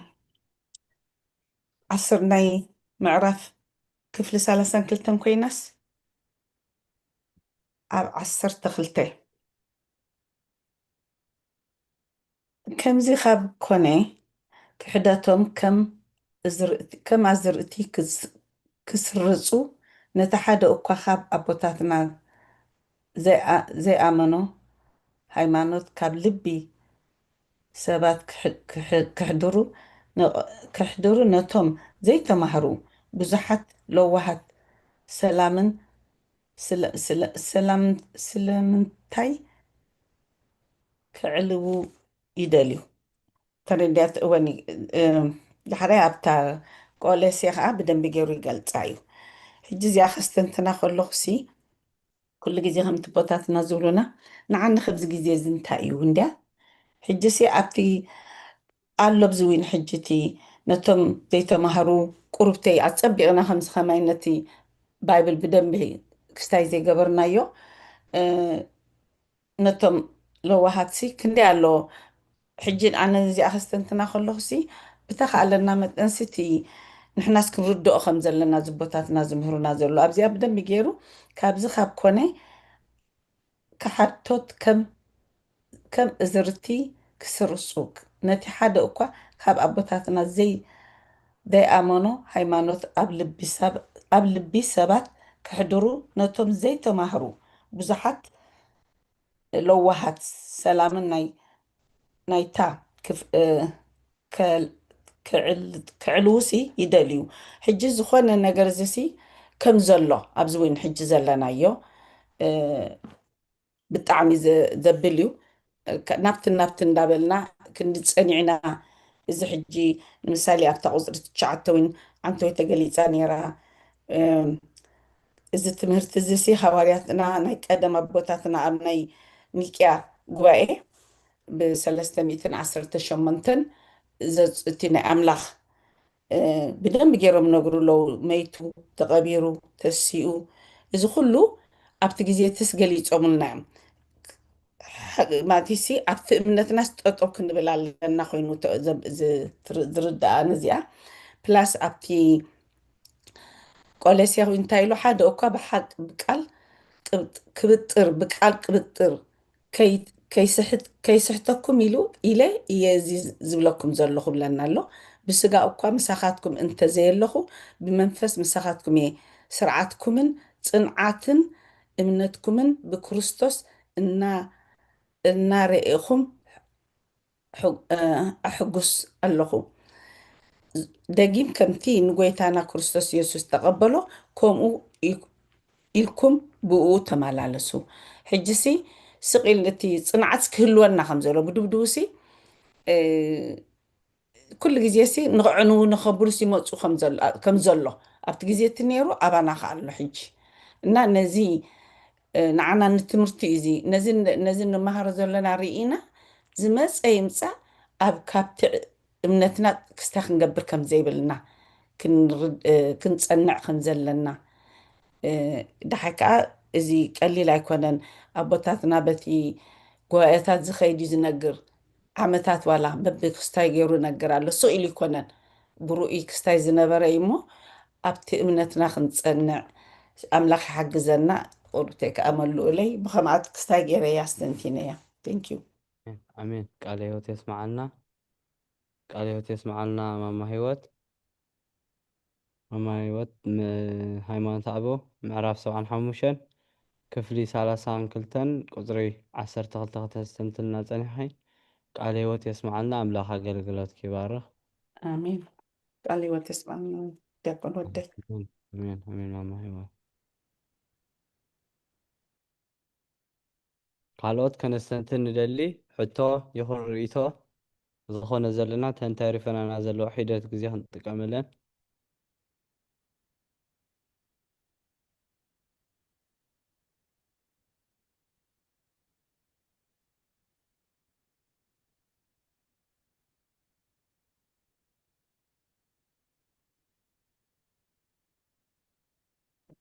ክፍሊ 75 ክፍሊ 29 ቁጥሪ 6 ከዓ ዲያቆን ወደይ ሳውንኩም ክንደይ ክፍሊ 29 ቁፅሪ 6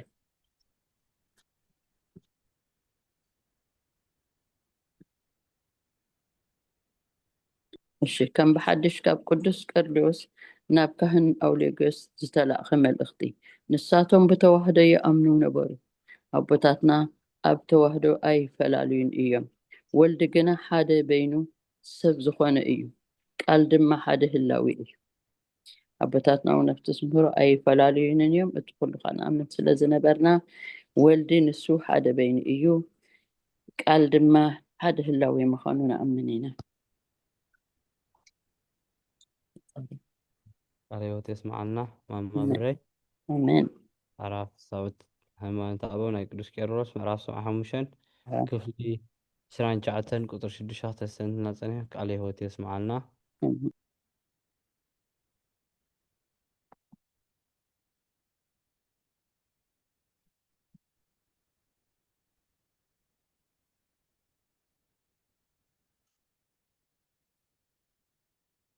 ቃለ ሕይወት የስማዓልና። እሺ ነዘን ተሪፈናን ዘለዋ ግዜ ሕቶ ይኹን ርእቶ ዝኾነ ብውልቅና ዘስተንተናዮ ይጠቅም ንብሎ ናብዚ ሸር ክንገብሮ ኩላትና ክንመሃረሉ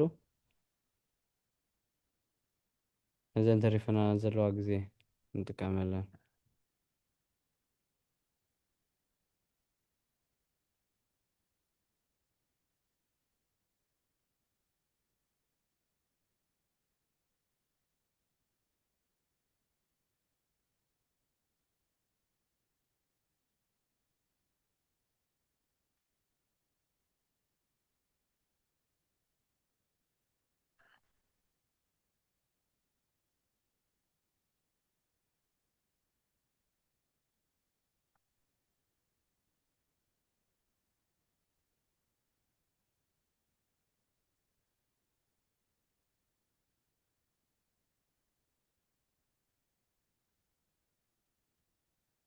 እሺ ሕቶ ዘለና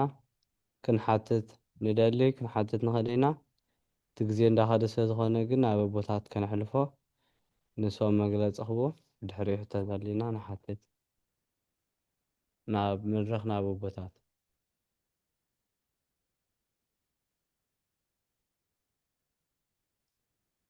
መድረኽ ናብ ኣቦይ ቀሺ ወልደ ትንሳኤ ይብሎ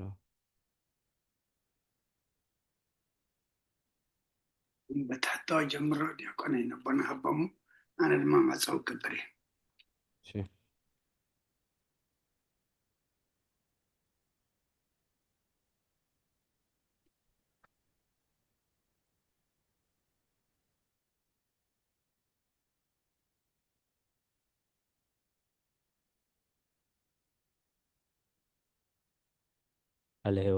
الهوت يسمع لنا زغبركم حزب እግዚአብሔር ክሳብ ሰዓት ዝብዳሕነ ሰላም ዓቂቡ በዚ ቅዱስ ኣገልግሎት ክንሳተፍ ዝረዳእና ዝደገፈና ልዑለ ባህሪ ፈጣሪና ኣምላከ ቅዱሳን ናይ ባህሪ ምስጋና ብፅሓዮ ኣብ ምዕራፍ 75 ቅዱስ ቄርሎስ ዝፀሓፎ ፅሑፍ ከም ብሓድሽ ናብ ንስጥሮስ ኣብ ዝፀሓፎ መልእኽቱ ከም ዝበለ ብዛዕባ እቲ ሰብ ዝኾነ እግዚኣብሔር ቃል ንሱ ሓደ ኣካል ንሓደ ህላውያን ከም ዝኾነ ከም ዝተባህለ ኩሉ ንኣምን ይብል መድሓኒና ንደቀ መዛሙርቱ ሓደ እኳ ዜና ሞት ኣልኣዛር ከይነገሮ ኣልኣዛር ዓርከና ሞተ በሎም ነዚ ዝበለ ከዓ መለኮታዊ ኣምላኽ ስለ ዝኾነ እዩ መለኮት ኩሉ ዝፈልጥ እዩ ብድሕሪ እዚ ምስ ደቀ መዛሙርቱ ክመላለስ ምስ ቀነየ ኣብታ ኣቐዲምና ዝዘከርናዮ ቦታ ቀረበ ሽዑ ኣበይ ቀበርክምዎ እናበለ ሓተቶም እቲ ሞቱ ዝፈለጠ ደኣ ዝተቐብሮን ስግኡ ኣበይ ከም ዘሎን ስለምንታይ ዘይፈልጥ ንሱስ ይፈልጥ እዩ ነዚ ይፈልጥ እዩ ነቲ ግና ኣይፈልጥን እዩ ክበሃል ሰናይ ግብሪ ኣይኮነኒ ስለ ቃላቱ እግዚአብሔር ዝተመስገነ ይኹን እቲ ንስጥሮስ ሓንቲ ቃል ዝወስድ ሓንቲ ጥቕሲ ወይ ሓንቲ ቃል ወስድ ማለት እዩ ስለዚ ካብተን ንስጥሮስ ዝተጋገየለን መልእኽቲ ኣበይ ቀቢርኩሞ ኢሉ ካብ ሓተተ ክርስቶስ ታራ ሰብ ኣይፈልጥን እዩ ዝብል ስሕተት እዩ ስለዚ ነቲ ሓንቲ ቃል በይና ምውሳድ ዘምፆ ሰዓብየን ቅዱስ ቄርሎስ ግን ቅድሚ 4 መዓልቲ ዋላ ሓደ ሰብ ከይነገሮ ከሎ ኣልኣዛር ዓርክና ፈታዊና ኣልኣዛር ደቂሹ ከም ዝበሎም ዝነገሮ ዘይብሉ ሰብ ስለዚ ነዚኣ እንተዘሪኣ ነይሩ ምስታ ዳሕራይ ኣበይ ቀቢርኩሞ ትብል ሕቶ እቲ ኣበይ ቀቢርኩሞ ኢሉ ዝሓተተ ኣቐዲሙ ዋላ ሓደ ሰብ ከይነገሮ ቅድሚ 4 መዓልቲ ኣልኣዛር ዓርከና ደቂሱ ኢሉ ነጊርዎም እዩ ንደቀ መዛሙርቱ ኩሉ ዝፈልጥ ስለ ዝኾነ ስለ ቃላቱ እግዚአብሔር ዝተመስገነ ይኹን እቲ ቀደም ንኣዳም ኣበይ ኣለኻ ዝበለ ሕጂ ድማ ከምኡ ኣበይ ቀበርኩምዎ በለ ዘይፈልጥ ኮይኑ ኣይኮነን ንሕና እውን ንሱ ኣይፈልጥን እዩ ኣይንብልን ኢና ከምኡ ከዓ ሕጂ በዚ ከምዚ ምሳሌ ብዛዕባ እታ ሰዓት እቲኣ ንሱ ባዕሉ ከም ዘይፈልጣ ኮይኑ ተዛረበ ንሱ ግና ኩሉ ይፈልጥ እዩ ኩሉ ዝፈልጥ ክንሱ ነዚ ብስርዓት ሰብ ንሰናይ ረብሓ ገበሮ ንሰናይ ረብሓ ገበሮ ስለዚ ተኣበይ ቀቢርኩሞ ዝብል ቃል ኣቐዲሙ ሓዲስ ኪዳን ኣብ ብሉይ ኪዳን ተሰዊራ ነበረት ብሉይ ኪዳን ከዓ ብሓዲስ ኪዳን ተገልፀት ከም ዝብልዎ ቦታት ቤተክርስትያን እሞ እቲ ኣበይ ኣለኻ ኣዳም ኢሉ ዝሓተቱ ኸዳ ኣዳም ስለ ዝጠፍኦ ድዩ እሞ እግዚኣብሔርካ ይፈልጥን ድዩ ንኣዳም እኮ ኣበይ ኣለኻ ኣዳም ኢሉ ሓቲትዎ እዩ ንቃኤል ኣበይ ኣለሓውኻ ኣቤል ኢሉ ሓቲትዎ እዩ እዚ እንታይ እዩ እቲ ምስጢሩ ደጊሙ ባዕሉ ነታ መወዳእታ ዓለም ክነግሮም ከሎሲ ነዚኣ ዋላ ሓደ መላእኽቲ ኣምላኽ እውን ወልዲ እውን ኣይፈልጣን እዩ ንትብል ከዓኒ ወልዳ ኣይፈልጥን እዩ ምክንያቱ ፍጡር ስለ ዝኾነ እዩ ምክንያቱ ኣይፈልጣን እዩ ነታ መዓልቲ ባዕሉ እንዲ ዝነግሮም ዘሎ ፈሊጦስ ኩሉ እቲ ኩነታት ይነግሮም ኣሎ ስለምንታይ ዳ ወልዳ ኣይፈልጣን በለ ዳግም ከም ዝበለ ደቀ መዛሙርቱ ዝምልስዎ እናፈለጠ ከሎ ከም ዘይፈልጥ ኣምሲሉ ንወዲ ሰብ ንዓይኒ ሰባት መን ይብሉን ኢሉ ሓተቶም ኢሉ ስለዚ እቲ ምስጢር ቤተክርስትያን ዘይፈልጥ ኮይኑ ዘይኮነ ክርስቶስ እቲ ኩሉ ዝፈልጥ ክርስቶስ ዘይፈልጥ ሰብ ዘይፈልጥ ከም ዝተዋሃደ እቲ ዝፈልጥ ባህርየ ክርስቶስ መለኮታዊ ባህርዩ ነቲ ሰብኣዊ ባህርዩ ከም ዝተዋሃሃዶ ንክገልጽ ዳኣ እምበር ዘይፈልጥ ኮይኑ ኣይኮነን። ስለዚ እዚ ሓሳብ እዚ ተጋጊኻ ኣለካ ኢሉ ብቐንዲ ቅዱስ ቄርሎስ ናብ ንስጥሮስ እዩ ዝፅሕፎ እሞ ስለ ቃላቱ እግዚኣብሔር ዝተመስገነ ይኹን። ኣቦታትና እናመሳጠሩ ንሓደ መልእኽቲ ሓደ ቃል ዘይኮነስ ካብ መወዳእታ ኣንብብ ባለክርታስ እምጥንታስ ከተፍጻሜታ ይብል። ንሓደ መልእኽቲ ካብ መወዳእታ ካብ መጀመርያ ክሳብ መወዳእታ ኣንብቦ ሽዑ ብድሕሪኡ ሓሳብ ትህበሉ እዮም ዝብሉ እሞ ከምዚ ገይሮም እዮም ቅዱሳን ኣቦታትና ኣማሳጢሮም ገዲፎምልና። ስለ ዝተፈቅደለይ ብልቢ የመስግን። ስለ ቃላቱ እግዚኣብሔር ዝተመስገነ ይኹን። በሪኽ ክኸውን ከዓ ተስፋ ገብር።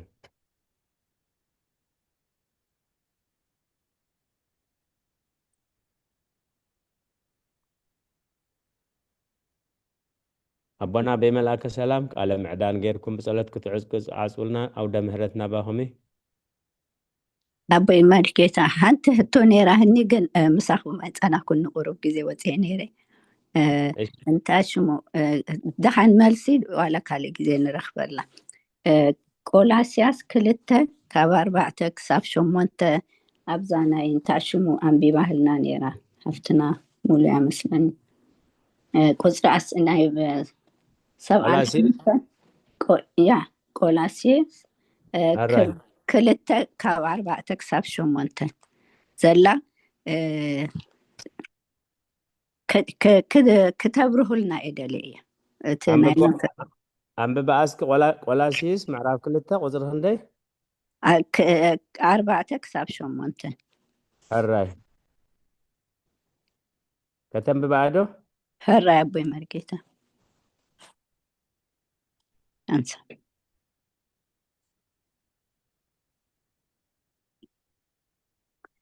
هذا እኳ በቃል ቅብጥር ከየስህተኩም ኢለ እዚ ዝብል ዘለኹ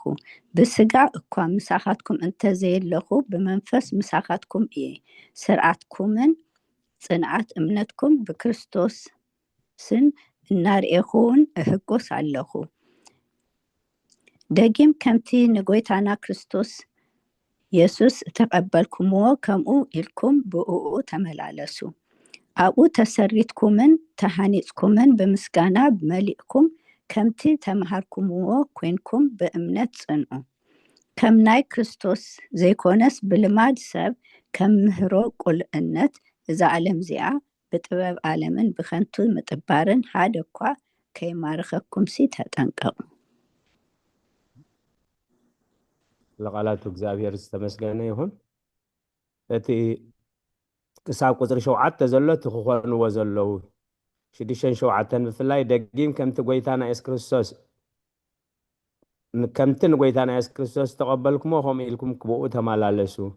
ኣብኡ ተሰሪትኩምን ተሃኒጽኩምን ብምስጋና መሊእኹም ከምቲ ተመሃርኩምዎ ኮይንኩም ብእምነት ጽንዑ ከም ናይ ክርስቶስ ዘይኮነ ኢሉ ሕጂ ከም ናይ ክርስቶስ ዘይኮነ ብልማድ ሰብ ከም ምህሮ ቁልዕነት ዝዓለም እዚኣ ብጥበብ ዓለምን ብኸንቱ ምጥባርን ሓደ እኳ ከይማርኸኩም ተጠንቀቁ እቶም ሐዋርያ ጳውሎስ ቢጸ ሐሳውያን ዝብሎም ናይ ሓሶት ኣሕዋት ዝብሎም ነቲ ጳውሎስ ሰሪሕዎ ዝኸደ ኣእሚኑ ቤተክርስትያን ኣስሪሑ ኣገልገልቲ ሸይሙ ዝኸደ ጳውሎስ ሐዋርያ ናይ ክርስቶስ ኣይኮነን ምስ ሐዋርያት ኣይኮነን ምስ 72 ኣርድእቲ እውን ኣይኮነን ምስ ክርስቶስ እውን ኣይነበረን ኣብ ክርስቶስ ስቕለት ዝወዓለ ኣብ ቅትለት እስጢፋኖስ ዝወዓለ እዩ ሐዋርያ እንዳበለ ዘስሕተኩም ዘሎ ካሊእ እንዳበሉ ደድሕሪኡ ነቲ ትምህርቲ ክርስቶስ ዘባላሹ ደድሕሪኡ ናይ ሓሶት ኣሕዋት ይብሎም ጳውሎስ ማለት እዩ ስለዚ የእሚንዎም ምስከደ ብድሕሪኦም ከምኡ ይዘርኡሎም ስለ ዝነበሩ እዩ ከም ናይ ክርስቶስ ዘይኮነ ኢሉ ብልማድ ሰብ 2 ከም ምህሮ ቁልዕነት ዝዓለም እዚኣ ነቲ ኣይትጣዓም ኣይትልከፍ ዝብል ክገልጾ ያስፊሑ ብጥበብ ዓለም ብኸንቱ ምጥባር ሓደ እኳ ከይማርኸኩም ተጠንቀቁ ኣብኡ ብዘሎ መልኣት መለኮት ብስጋ ሓዲርዎ ኣሎ ኢሉ ነዚ ዝገልጾሞ በሪሃ ክትከውን ተስፋ ገብር ተዘይ በሪሃ ከዓ ግዜ ብዝረኸብናሉ ግዜ ዝያዳ ነብርሃ ስለ ሕቶኽን ስለ ተሳትፎኽን እግዚአብሔር ይዕዚዙ ይባርኽ ክናዴና መምህር ሳራ አሜን ቴንኪው ተመዲሳለ ሃድራይሽ አቦና በመላከ ሰላም ቃለ ሕይወት ይስማልና አሜን አሜን አሜን ራይ ከክብርና ምስጋናን ንኣምላኽ ይኹን ኩልኹም ከመይ ምሲኹም ከመይ ቀኒኹም ወድና የነስ ቃል ህይወት ስማዓልና አገልግሎት ከባረኽ ኣቦና በመርጌታውን ቃል ህይወት ስማዓልና መዝሙር ዘመርኪ ሓፍትና ሎላ ዝማርየ መላእኽቲ የስማዓልና ከምኡውን ኩልኹም ነታ ዝተዘመረት መዝሙር ብጥቕሲ ሰኒኹም ከምኡውን ነቲ ተዋሃበኩም ንባባት ድማ እናንበብኩም ኣብዚ ተሳቲፍኩም ዘምሰኹም ኩልኹም እግዚአብሔር ዘመን አገልግሎትኩም ይባርኽ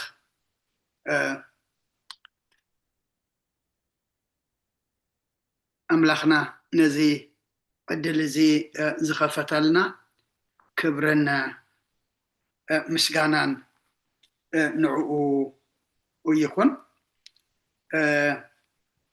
ኣብ ቁፅሪ 30 ቁፅሪ ክፍሊ 30 ቁፅሪ 7 ከምኡውን ብዛዕባ ክርስቶስ ሓደ ከም ዝኾነ ከም ዝበለ ንሱ ሓደ እዩ ነቲ ሓደ ኢየሱስ ክርስቶስ ክንከፍሎ ከለና ድማ ዓብይ ክሕደትን ጥፍኣትን እዩ ብዛዕባ ክርስቶስ ሓደ ከም ዝኾነ ከም ዝበለ ንሱ ሓደ እዩ ነቲ ሓደ ክርስቶስ ክንከፍሎ ከለና ድማ ዓብይ ክሕደትን ጥፍኣትን እዩ እምበር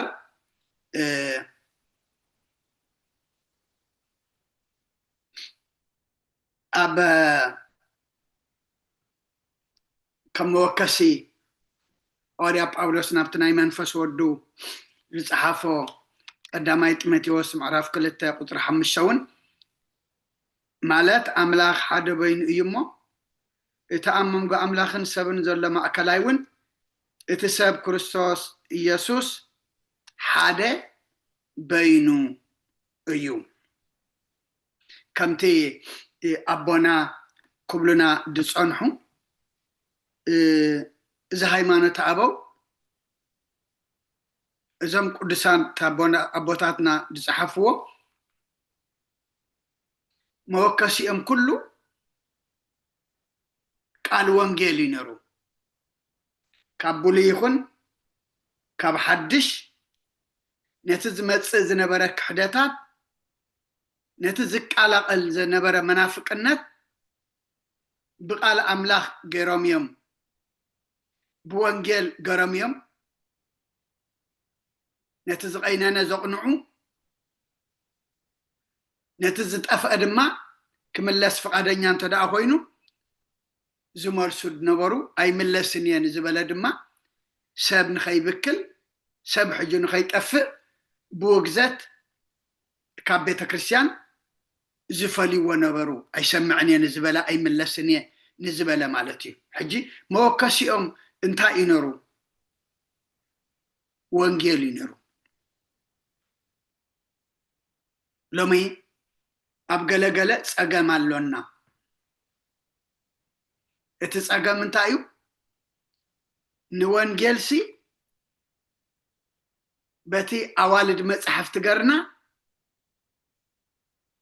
መወከሲ ካብኡ እንደልየሉ ነቲ ኣዋልድ መፅሓፍቲ ኢና ካብ ወንጌል መወከሲ ክንደልየሉ ዘለና ምስ ወንጌል ይመሳሰል ድዩ መሰረቱ መጽሐፍ ቅዱስ ድዩ ኢልና ነታ ኣዋልድ መጽሐፍቲ ኢና ብመጽሐፍ ቅዱስ ብወንጌል ክንመዝኖ ዘለና እምበር ንወንጌል ብኣዋልድ መጽሐፍቲ ክንመዝኖ ኣይንኽእልን ኢና ንወላዲ ብውሉዱ ኣይትመዝኖን ኢኻ እሞ ክርስቶስ ብዛዕባ ክርስቶስ حادة خم زخونة نتحادة كرسوس كن كفلو خلنا دما عبي كحداتن طفئاتن ايو نكرسوس اب كلته اب سلسته انت دعا كفيلنا يو كابتم نكرسوس زي فلتو كنفلا اي نخئلن انا مالتيو كحداتيو طفئاتيو امو اب زماننا بزح نغير يزلو بزح سمعلو زماننا زلنا بزح فترة بيمسلني زنقرلو زمن إنا زلنا مو نحنا دما نزي أبوتاتنا توكيسم زبرهولنا زلو موكسيهم مصحف قدس نزمت دما نحنا نزخونه أب زمن ناول زك حدات زي بزنبري كنا نعلل زلنا حجون ألو أب زمنهم بمصحف قدس قرم مليسهم يوم نحنا حجي نتتصحفن بيبنا طرحينا خنملس እግዚአብሔር በረኸቶም ክፈለና ቅዱሳን አቦታትና ንኹሉ ዝኸውን መልሲ ገዲፎምልና እዮም መልሲ ክንፈልጥ ግን ከነንብብ ኣለና ፍልጠት ሓይሊ እዩ ፍልጠት ድማ መሳርሒ እዩ ስለምንታይ ኣብቲ ቁኑዕ ሃይማኖት ፀኒዕና መወዳእታና ዳማ ክፅብቕ ዘይምፍላጥ ናብ ክሕደት ዘይምፍላጥ ድማ ናብ ጥፍኣት ከእትወካ ስለ ዝኽእል እሞ ነቲ ሓደ ጎይታ ኣብ መስቀል ዝወዓለልና ኩሉ ዋጋ ድማ ዝኸፈለልና ንዑ ኣሚንና መገዱ ሒዝና ዝኣዘዘና እናፈፀምና ክንነብር ድማ እግዚኣብሔር ንኹልና ፀጉኡ የብዝሓልና ስለኩሉ ኣምላኽና ምስጋና ይብፅሓዮ መደብና ብጸሎት ክንዓፁ ስመ አብ ወወልድ ومنفس قدوس هذا أملاك أمين قدوس እግዚአብሔር أملاكنا ስለኩሉ ተመስገን ንዝጉባ እዚ ክንጅምር ዘነቃቃሓና ሰላም ጀሚርና ሰላም ክንፍጽም ዘይተፈለኻና ነመስግነካ ካብ ዝጉባ እዚ ድማ ኣምላክና ፍልጠት ቀሲምና ኣብ እምነትና ንጸንዓሉ ናብ ስነ ምግባር ንበቃዓሉ ብቅድስና ንነብረሉ ብመንፈስ እናዓብየሉ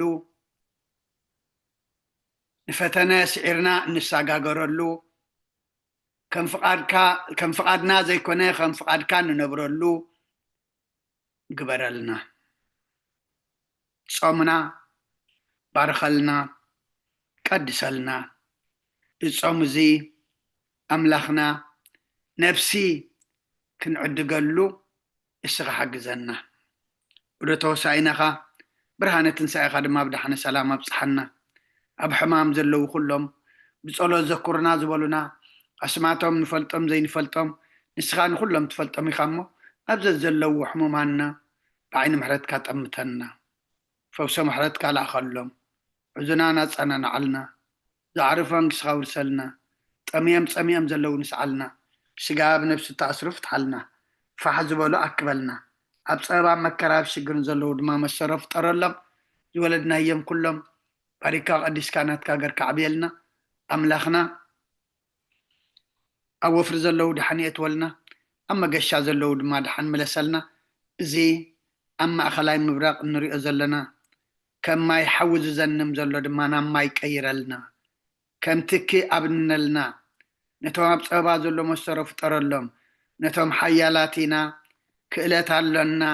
ንዓና ዝመስል የለን ኢሎም ብትዕቢት ተወጢሮም ብጭካነ ተመሊኦም ኩሉ ዝገብሩ ዘለዉ ብኩሉ ዘለዉ መራሕቲ ድማ ኣምላኽና ንተዓበዩ ብቅድሜኻ ትሕት ነቲ ክፉእ ሓሳብ ነቲ ጨከነ ልቦም ኣራህሪኻ ናብ ሰላም ናብ ዕርቂ ናብ ዘተ ንኽመፁ ንዓኻ ንልምነካ ንጉስ ሰላም ንስኻ ጥራሕኻ ኣምላኽና ስለኩሉ ተመስገን ሰላም ኣውዒልካ ናኻ ነመስግነካ ሰላም ድማ ሕድረና በዛ ዓለ እዚኣ ኩሉ ዝኣበስናዮ ዝሓጣናዮ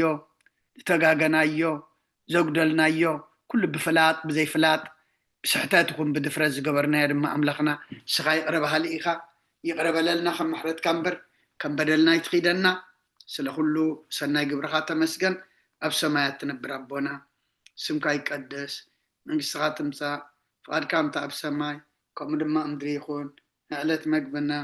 لما هبنا احنا نزبدلنا بدلهم كم زحدقنا لهم بدلنا نعوسنا دقلنا كاب كفاد احنا النمبر فتناي تأتونا من قسن حيلين كبرن نزل عالمنا تكايم أمين أوزت يا مريم ناك قدس جبريل ملاك سلامتا سلام لك كله حلنا غد نقليخي سقاهون نقليخي أدي جابير صواب قويتا سراوي سلام لك كله سغيكا وعنس برختيخي فركر سخوم برخيو ومن اتتصقع يا بيهر مساخيو وفسيتي داسي بالكي حتيات ناصر يلنا نفتو ودخي يسوس كريستوس منتانا حرات لمن لنا أمين فتاوي شرق جنا أملاكنا وداني يسوس كريستوس كاني كنا سرهت يادم ساسي أبسا ولدو لوركساتي برهان أنتم أويا كانت وعيديا كنات روان سارقو سانات ببسمكم كنو فتانون سحانا يرسينت كلوان سمات زيو مهارن كريستوس مال عصر تغلطي زيو مهارن كريستوس زيو مهارن كريستوس زيو مهارن كريستوس زيو مهارن كريستوس زيو مهارن كريستوس زيو مهارن كريستوس زيو مهارن كريستوس زيو مهارن كريستوس زيو مهارن كريستوس زيو مهارن كريستوس زيو مهارن كريستوس زيو مهارن كريستوس كمون بنت أجزئتنا مريم مهارن كريستوس مال عصر تغلطي بنت أجزئتنا مريم كريستوس بنت أجزئتنا مريم كريستوس بنت أجزئتنا مريم مهارن كريستوس بنت أجزئتنا مريم مهارن كريستوس بنت أجزئتنا مريم كريستوس بنت أجزئتنا مريم مهارن كريستوس بنت أجزئتنا مريم مهارن كريستوس بنت أجزئتنا مريم مهارن كريستوس بنت أجزئتنا مريم مهارن كريستوس بنت أجزئتنا مريم مهارن كريستوس بنت أجزئتنا مريم مهارن كريستوس بنت أجزئتنا مريم مهارن كريستوس أجا قويتنا يسوع كريستوسن فقر إجابه ربون حبرت منفس قدسن أبلع علينا أبلع لكلكم من أبلع علي أبزز لنا يبوتان أصفن دربن كويني ورد كبرن مسكانان نعمل يكون كلكم زمن أقلقلتكم يبارخ بروخ ليتي يقبر لنا لما التزياء خمس بارخ لنا إذا ليتي زياء لما أملخنا يبارخ لنا بروخ ليتي آمين أبوتاتنا بروخ ليتي بومشة تامسينا